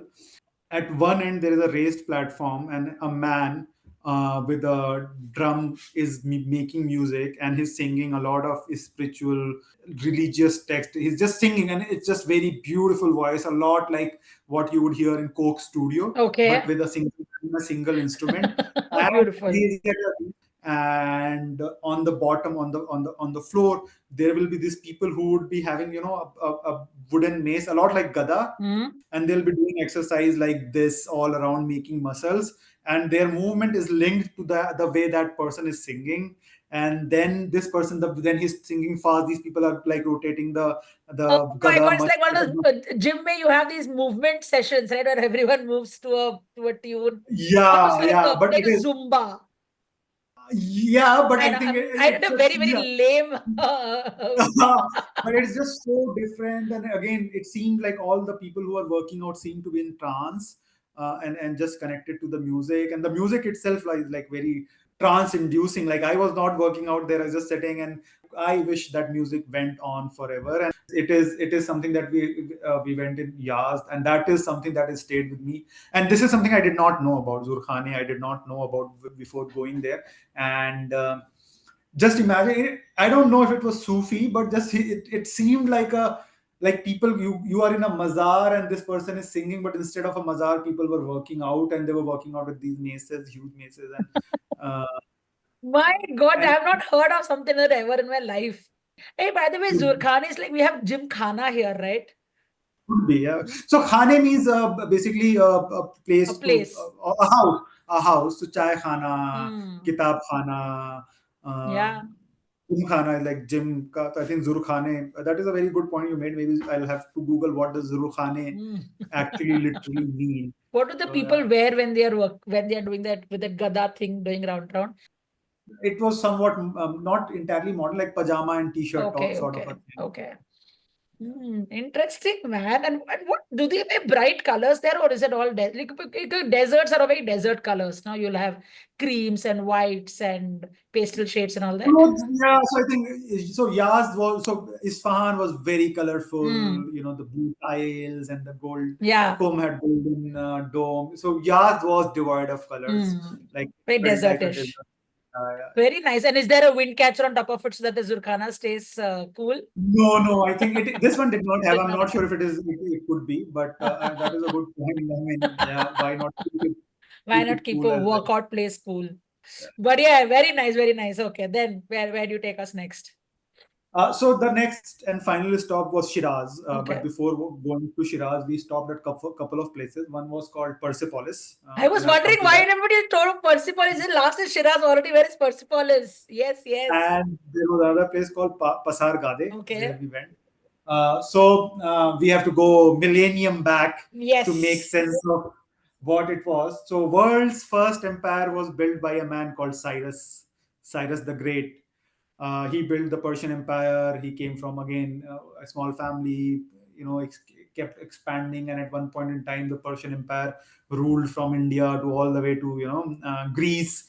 And there were multiple Persian and Greco-Persian Greco wars. A lot of culture comes from it or from those wars to us. The movie 300 being one of them. The name marathon actually comes from one of the Greco-Persian wars. The Battle of Marathon. It's a place near Athens, I think 42 kilometers away, where this battle took place. That's why the And this man, 42 kilometers thing as well and all that. yeah, so Yeah. this man ran all the way and died. Yeah. So a lot of culture, a lot of history comes from the Persian Greco wars. These were the same people. I mean, if you look at the map, Greece is not that far from Persia, but we are going ahead of us. So there is in Pasargade, there is a large, barren, empty land. Just center of it, there is a, I don't know what do you call it, a coffin or something. There is a stone sarcophagus, essentially, like it's not buried, it's on top of the land. Okay. It's covered by a stone. It is supposed to be the resting place of Cyrus the Great. Oh. Yeah. And this person started it all. He started it all. He started the Persian Empire 2,500 years ago. And it's just a humbling moment that you are like standing across to this person who started it all. He started the empire building for human civilization, essentially. And he's just lying there, and you are standing right across, maybe 2,500 years after this person had died. So Pasargade is famous for that, and then from there, you nearby you have the resting place of Darius the Great. Again, one of the greatest rulers that the world has seen. Greatest, not in terms of, maybe I'm not sure, not in terms of how they treated their subject, but essentially in terms of the land or the empire building that they did. The And conquering lands and bring the everything under and all that. Yeah. so the Darius's resting place is not like Cyrus, but he's entombed into side of a cliff, and there is a lot of relief work on the side of the cliff, Oh. which is a lot like Petra. So Really? yeah, and then my head, I realized that Petra, while Jordan and Iran in our head is very, very far, but if you remove the political boundaries and you move 2,000 years ago, Petra and Pasargad or the southern Iran are not that far. So if an architectural style is thriving in Petra or in Jordan or that space or Levant, I think it can easily be loaned over to Iran. So Darius is actually up there in one of those rooms higher on the cliff or side of the cliff, and the relief work somewhat like Petra, not that majestic, but very Okay. similar in terms of the design that they Is have. it also everything in the sand color? See, so yeah, so Petra is very reddish, Yeah. right? This is very yellowish because Yellowish. that is the color of the cliff Earth or there. the landscape or the earth here. And nearby is the grand city of Persepolis. So Persepolis, it seems, used to be the summer palace of the rulers of Persian Empire. They have not been able to finally pinpoint why was it built. It seemed like it was just having fun or chilling Yeah, place. because it wasn't the Uh, largest of all, even at that time, right? yeah, yeah, Yeah, yeah, yeah. yeah.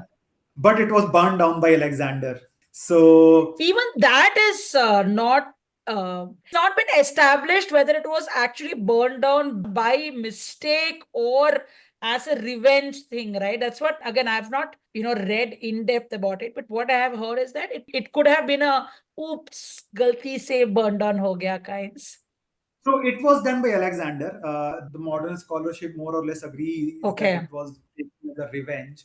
And even if the modern scholarship does not agree, the Persians agree that it was burnt by Alexander. And Revenge Alexander, because of the Athens. Persian Greco wars that had happened. Okay. And Alexander is definitely not a great in Iran. Mhm. So again, another how we write history. Someone who burned down the. So he's not Uh, Alexander the Great there. he's not definitely not the greatest there.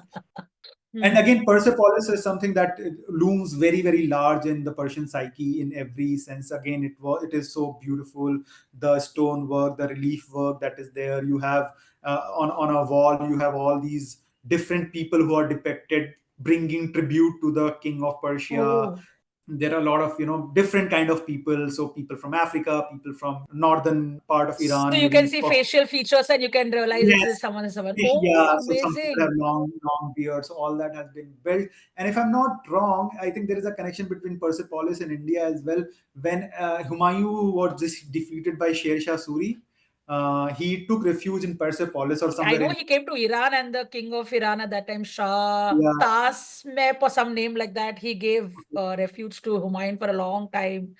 I think it was in Persepolis, but I think it was already burned down by then because Alexander happened a lot earlier. So again, Persepolis is a pinnacle of the earlier Persian Empire. So if Isfahan is the pinnacle of Islamic Persian Empire of Safavids dynasty, Persepolis is pinnacle of the first Persian Empire, the empire of Cyrus and Darius. When the Islamic Revolution happened and people had to leave the country, a graphic novel was written about a young girl growing up in the aftermath of Iranian Revolution, how her life changes. And I think it is one of the most popular books about Iranian Revolution, a graphic novel. And it was named Persepolis. So while the book itself does not have any connection to this city or to this palace, but because it looms so large in the psyche of Iranian people, she decided to name it Persepolis. I'm just seeing the name of the author.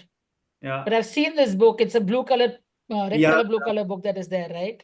Yeah. Marjane Satrapi. Yes. Yes. There's a part 1 and part 2 of this book. And there is a movie about it as well. I think that got made in 2007. So Very yeah. nice. So Cyrus and Darius are father and son, right? Cyrus, yeah. So there is a Darius 1, 2, 3 also. So there Correct, is correct, correct. either grandfather or father. So these were the first Hmm. few rulers of the Persian Empire, and they went on wars with the Greeks. So Darius is supposed to have established this. I mean, who is supposed to have created Persepolis? So I think Darius created Persepolis, but the Okay. empire was started by Cyrus, who was the first Oh, person in. first one. Yeah. My God. So this is this is a full ruined city, right? The city of ruins. Yeah, it's a ruined city. So everything was burned down. It is just very small part has been left for us to see, and that's where I found that a woman guide who showed us around and told us all the history and everything. Enchanting stories. Like, do you have as much fun as you have when you were roaming around Rome and Roman Forum and things like that? You do. It's just that a lot of people just don't know about history. When you are in Roman forum, people would take name of a Roman emperor, and you're like, oh yeah, I read about that person. So there is that connection. But unfortunately, a lot of people don't really haven't really read about Cyrus and Darius and the Correct. impact of Persian Empire. So I think that thing goes missing. Persepolis in itself, it's extremely beautiful and majestic. But the problem is that the connection is not there, right? When you go and see Colosseum, you're like, oh my God, Russell Crowe and Gladiator and everything. So that part is not. That's true. You can't build a parallel immediately. Well, tell us some of the stories that she told you about, how Persepolis was once and what happened, and some of those tidbits that only a guide will narrate. So most of it was related to the Persian Empire history, and again, she tried to build a world for us in the sense that what you see right now is just stones which were left. Just imagine a wooden roof here, and just imagine a silk curtain flowing from the top of the roof through the door. But I think the most interesting part was the relief work done on the wall of Persepolis, where people were bringing in tribute, and you can actually, while she was able to tell, look at the beard, look at the headgear, look at the dress, Right. these people are from Ethiopia, and these people are from Hindustan, and these people are from the Caucasian region. So I think that was the most interesting part, at how thousands of years, I think 2000 years ago, people were able to carve out, such intricate. Yeah, this is some 300, 500 BC and all, man. This was actually constructed. Yeah, yeah. Yeah, otherwise, Wow. it's not a city. There's nothing near Persepolis anymore. Images of Persepolis that I saw on the internet, it gave me very similar vibes as like the Abu Simbel in Egypt. Of course, Petra and Jordan as well. But somehow it looked more similar to Abu Simbel to me. So it is not, of course, that sophisticated Correct, or correct, clean correct. cut as Petra. Petra is just. It does give, but it also gives me a very Abu Simbel look. Yeah, it is. Yeah, very similar. है ना कुछ तो है there is it's very interesting man but then like you said the geography but how long back is a Petra similar timeline is it But when I say similar, maybe within 200-300 years of each other. correct correct correct wow so was this like definitely one of your highlights I'm very fond of historical places so when you see something like this no I'm like wow there's so much of stories centuries back again we are going back to BC times. Yeah, yeah. Especially like being standing next to Cyrus was also very, very interesting. Not a lot of people talk about it, but just so the thing is that in Iran, the bizarre thing is there's no one. It was just me and Cyrus. There was no new tourists, nothing. I'm like, okay, nice. It's very sad. I mean, it's not because it's not popular. It's tougher for one to reach. You took the efforts to fly into Ukraine and then into Iran. Not everyone might have that much of enthu to do it. Wow, my God. So Persepolis, I was very much excited to listen about Persepolis. So then in this city, how do you, so you spend a few hours walking on So these ruins, when right? you leave from Isfahan, we booked a cab, and we said that by the evening we need to be in Shiraz, but we Mm. will stop at 3-4 places. We will stop at Persepolis for maybe 2-3 hours. We will stop at the tomb of Darius and Pasargade and yeah. Pasargade and Cyrus. So we decided on the price at the beginning of the trip, Okay. and by the end of the trip we were in Shiraz. Shiraz. And but you get a guide when you reach Yeah, yeah, Persepolis? Okay. Oh, Persepolis is a UNESCO thing, right? Heritage, right? yeah, yeah. So very well maintained, whatever is left of it at least. Yes, yes, yes. Oh, very, very nice, very nice. Okay, so that was Persepolis and Pasargade and Cyrus and Darius and your favoriteest people in the world. And now you're going to another favorite place, which is Shiraz. So Yeah, so tell us. Shiraz was the last city. Shiraz is very different to Isfahan and Tehran. It is much smaller, and traditionally, the city has been a party place like over the centuries. But of course, Oh, now, really? yeah, and you have those Shiraz wines and everything taking It is place. from Shiraz. It takes its names from Shiraz, of course, Oh, but really? since Interesting. I don't drink, I don't exactly know the history, but it has something to do with the city of Shiraz. It is an interesting city. I think the first thing that we should start talking about the city is with the tomb of Hafiz, which is considered one of the national poets of Poets. Persian. Yeah, Mm-hmm. of course, it is Ferdowsi who wrote the magnum opus called Shahnameh, which is actually the history of the kings of Iran. But Hafiz is considered one of the most romantic and philosophical poet. The tomb of Hafiz, it's built in a very beautiful Persian garden. It is like in a gazebo. And one of the most unique things is that there are young people visiting the tomb. It's extremely clean. It's just like a garden, and Hafiz poetry is being read out loud around the tomb. Oh, And in wow. Islam, there is a concept called istihara. What happens is that if you are confused about something, and you are not able to make a decision, you pray to God, you pray to Allah that, okay, guide me, take the right decision. Okay, something like, maybe should I take this job or not, about anything, should I make this travel or not. So you can, and you can make a prayer that guide me, and then you open Quran and you read the first thing that you read and try to interpret in context of the situation you are in. It might not be the statist answer, but it could be like, have you not seen how your Lord guides you, right? So in the sense, okay, Okay. Lord guides you, that means whatever you're doing, just go ahead, God will protect you, something of that sort. So there people were doing with the Divan of Hafiz. They were opening the book of poems by Hafiz, and that is a thing that you can actually go to the. Wow. So they give the Hafiz poems almost same status Yeah, as how a Quran is there. That yeah, is amazing. yeah. So that's what people are Interesting. doing. Do you have language interpretations of the poems, or are they all in Persian or Urdu? There are Persians, of course, but they have English translations and English all. So translations. I bought a leather bound collection of Book of Hafiz, which Hmm. when I came back to India, I gifted to a woman who I got married later on. So my wife has that. देखो देखो when you were confused मैं शादी करूं इसके साथ कि नहीं book दे दो हो गया शादी. God has guided you, or Hafiz has guided you in this case. Oh, Yeah, beautiful, man. yeah. So that Nice. I think that was very unique. That is very Persian, or they're very Irani thing. Otherwise, Shiraz is a modern city. Most of the things are modern, with again a bazaar and everything. Uh, the only thing from Iran that finds its way to Instagram is the Nasirul Mulk Mosque, which is The in pink mosque. the Pink Mosque. It is also called the Pink Mosque, and compared to the mosques that we talked about, and compared to the mosques that are there in the world, it's a very small mosque, to be honest. Of course, there is a dome and there is a wazukhana, a small pool of water where you can go and do the ablution, but it is very small mosque.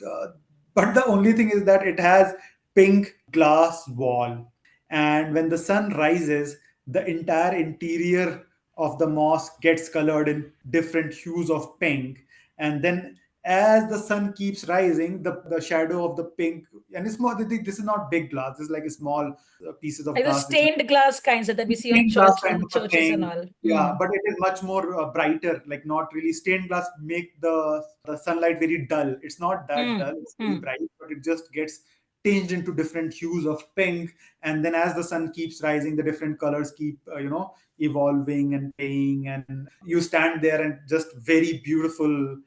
Thing. There were few photographers. I think some people had made their way to Nasirul Mosque at the sunrise. So that is why people actually go to Shiraz. Okay.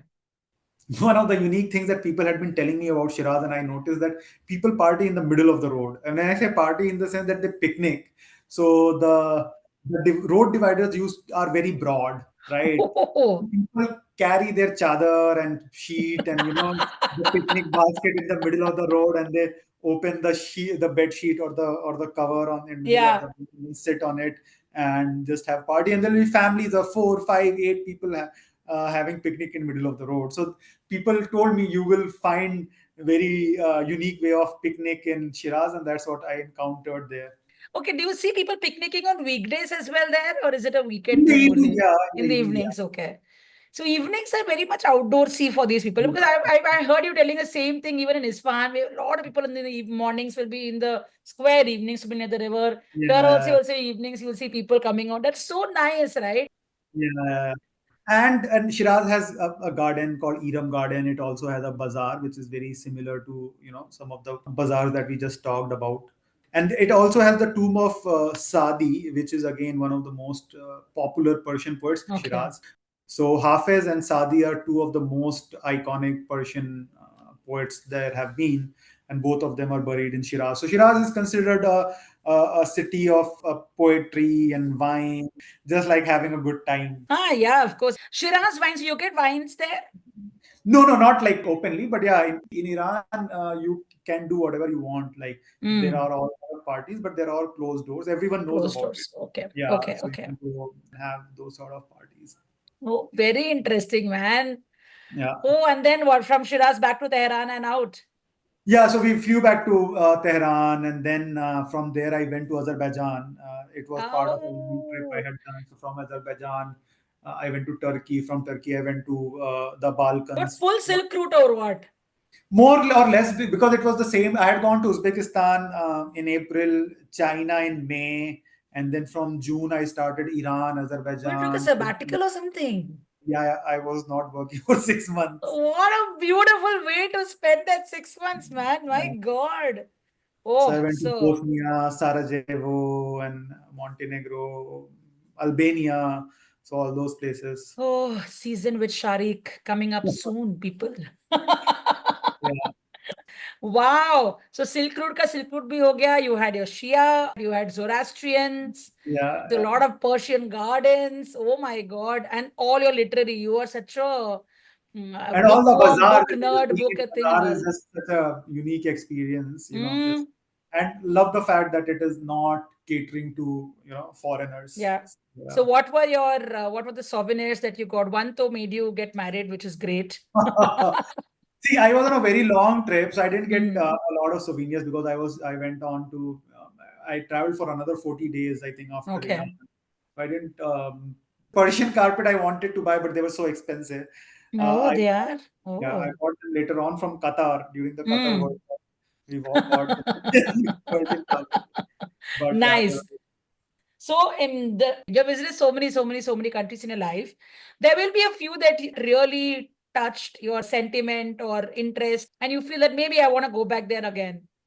Does Iran feature in that list? most definitely. I think Iran, again, even when I went, there were not a lot of people going there. So I was also not very open. I was still, I don't know what I'm going to experience. I also had a lot of doubts in my mind. So it was not a very long trip. And as I mentioned, we stick to the straight line: Tehran, Isfahan, Shiraz. Right. There are a lot of other places that I would want to go. Tabriz is a place that I would want to go. The breeze markets are supposed to be Yeah, like legendary, right? Yeah, yeah, yeah. Mm. I want to go to Tabriz, and then we didn't see, or I didn't do any of the natural places in Iran. Some of the desert and some of the mountains in Iran are also like unlike anywhere else in the world. So I would Yeah, yeah. want to There's see something that. that looks happening just like Cappadocia's, those Yeah. sandcastles, and otherwise also there are sandcastles and all that in So Iran. those sort of things I would definitely want to go back. And Iran, as I told you, I had been reading about. It was just like Japan in the sense that I've been wanting to go for such a long time, and it didn't disappoint. So yeah, I would want to go back soon. Yeah. So if someone wants to explore Iran well, don't tell me 5 months and all that, but tell me an approximate time that is a good amount of time to explore it well. I think 2 weeks is a good enough time to Oh, is explore the it? place. Okay. Yeah, But wasn't your trip also 2 weeks or so? yeah, yeah, But yeah. you didn't go to Tabriz and things like that. So then, No, so again, that's what I'm saying. Tabriz is a good place to go, but you will get a very good experience of Iran in 2 weeks. okay. It's not like India that it's huge. Like you cover the first three things are of course Isfahan, Shiraz, and Tehran. So you are able to do that, and then you're able to go to places like Yazd, Kashan, and then Persepolis. So this is the crux of the cultural Okay. experience. And of course, you can Mm. go to villages and you go to Tabriz. There is no end to it. It's like going to Japan. Yeah, you start with Tokyo and Kyoto, but of course you can go to a lot of other places. And people who usually on their second trip they tend to go to these places.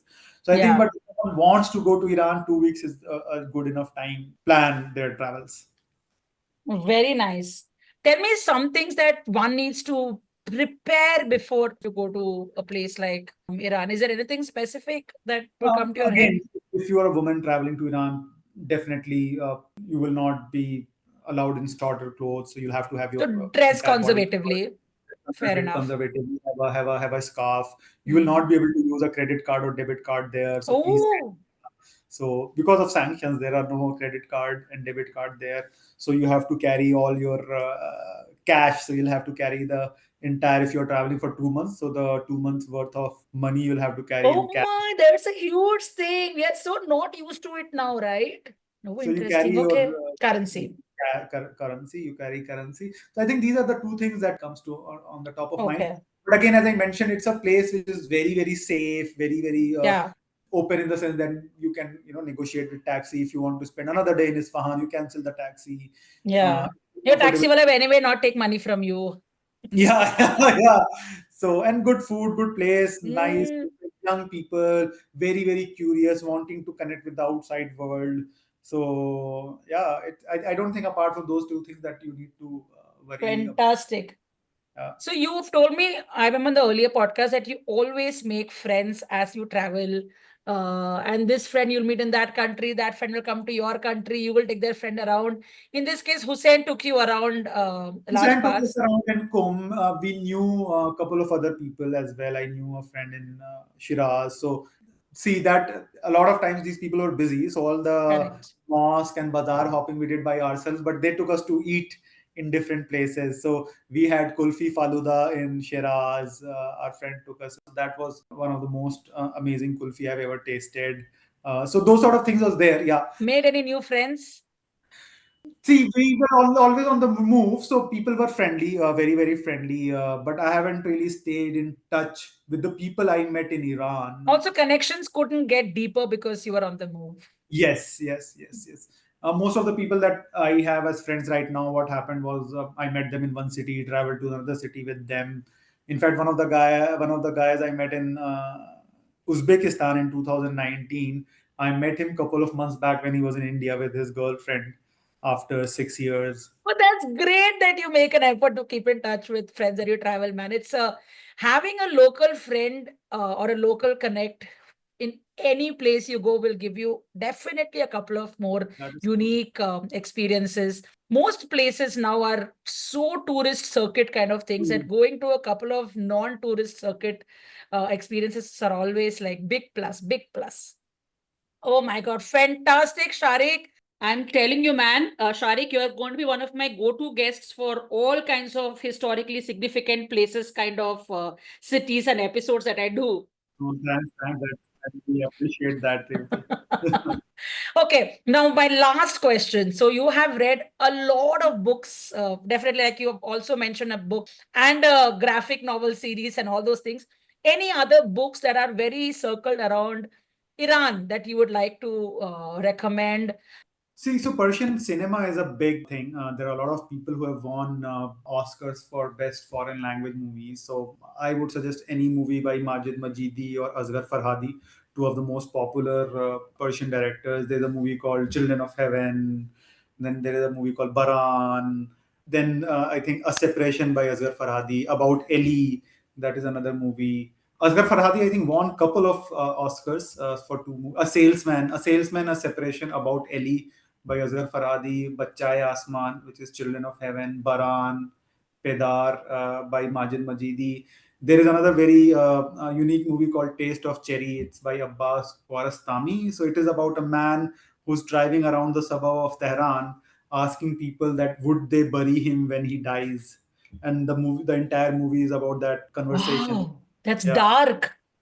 yeah, it's dark and philosophical. And this Children of Heaven movie was remade in India. By, I think Darshil Safari acted in it. Oh, really? Was it nice? I haven't seen it. I think that critically it was very, very bad. But I think Persian cinema at one point in time, one of the darling of the world cinema. So definitely recommending these movies. One should go and watch Fantastic. for a slice of Persian society and culture. Uh, there is a podcast by William Dalrymple, Empire. We talked about last time around as well. So he has a Yes. very good series on Persian Empire as well. It starts from Cyrus and goes all the way to the Ayatollahs and to the Houthis and Hezbollah. So essentially everything in between. He talks about the Safavids, the Darius, Cyrus, Shahnameh, things. I think anyone interested in Persian history or history of the world, really, because see, Rome came much later. It was just Greece and Persia, right? We talk Yeah, about Rome earlier. absolutely. So Yeah, the reason why they say that Alexander actually burnt Persepolis down is because Persian folks went and burnt down the Acropolis yeah, in Athens. So the मतलब मुझे revenge लेना है तो मैं इसको जला देता हूँ kind of thing. So I met William Dalrymple sometime last month, and I was talking to him and I told him how many times his name has been spoken about in my podcast. Any and everything more on history. Okay, Empire podcast, you have to go and listen. Hyderabad Empire podcast, Delhi Empire podcast. Now we're doing again Iran. Empire podcast. There is so much, so many. He was very amazed. Like, oh, really? I said, yeah. And I'm a travel podcast, and then there are so many references that he was very happy listening to that. Very well researched podcast. Empire is really good. Yeah. Then all these poets that we talked about, Sadi and Hafez and Ferdowsi and Rumi. Uh, Again, poetry is a huge part of culture and literature of Iran. Okay, fantastic. Wonderful. All right, Sharique, this was 10 on 5. Great fun talking to you Thank again. thank you. Happy. Definitely one of my favorite guests to have, because you take, No, great to be back. you have a lot of different aspects when you talk about a place, and I really enjoy that. It's not just food, or it's not just history, or it's not just, local people and all that. You bring everyone together. So bahut maza aata hai. It was great fun. For me, it is also like I get to relive the entire journey, so that's a great experience for me also. Like now I'm getting all the memories flooding back from all those places that we just talked about Persepolis, about Shiraz, all the food that we had, all the people that I met, so those sort of things. I look forward to having you back again. Same I here. also look forward to seeing lots of pictures. So please send Yeah, me. yeah, I'll do that for sure. Chalo. Thank you so much, Sharique. मिलते हैं again फिर से. Thank you. And that's a wrap on this incredible journey through Iran with Sharique. It truly made me want to wander through the bazaar and go to the chaikhana and even read some of the Persian poetry that he spoke about. Well, you can follow Sharique both on Instagram as well as on his LinkedIn page. We'll link it up in our show notes. And Sharique has also shared a bunch of his photos from his trip to Iran. We'll share all of those on our Instagram and Substack pages. We're called Misadventures of a Sneaker, and I highly recommend you to go and check them out. Also, if you enjoyed listening to this episode, would you like to support our team by buying us a coffee? If yes, you could head on over to our show notes and click on support to contribute any amount you'd like. It'll be a huge morale booster for us. Thank you, and see you in the next episode. Bye-bye.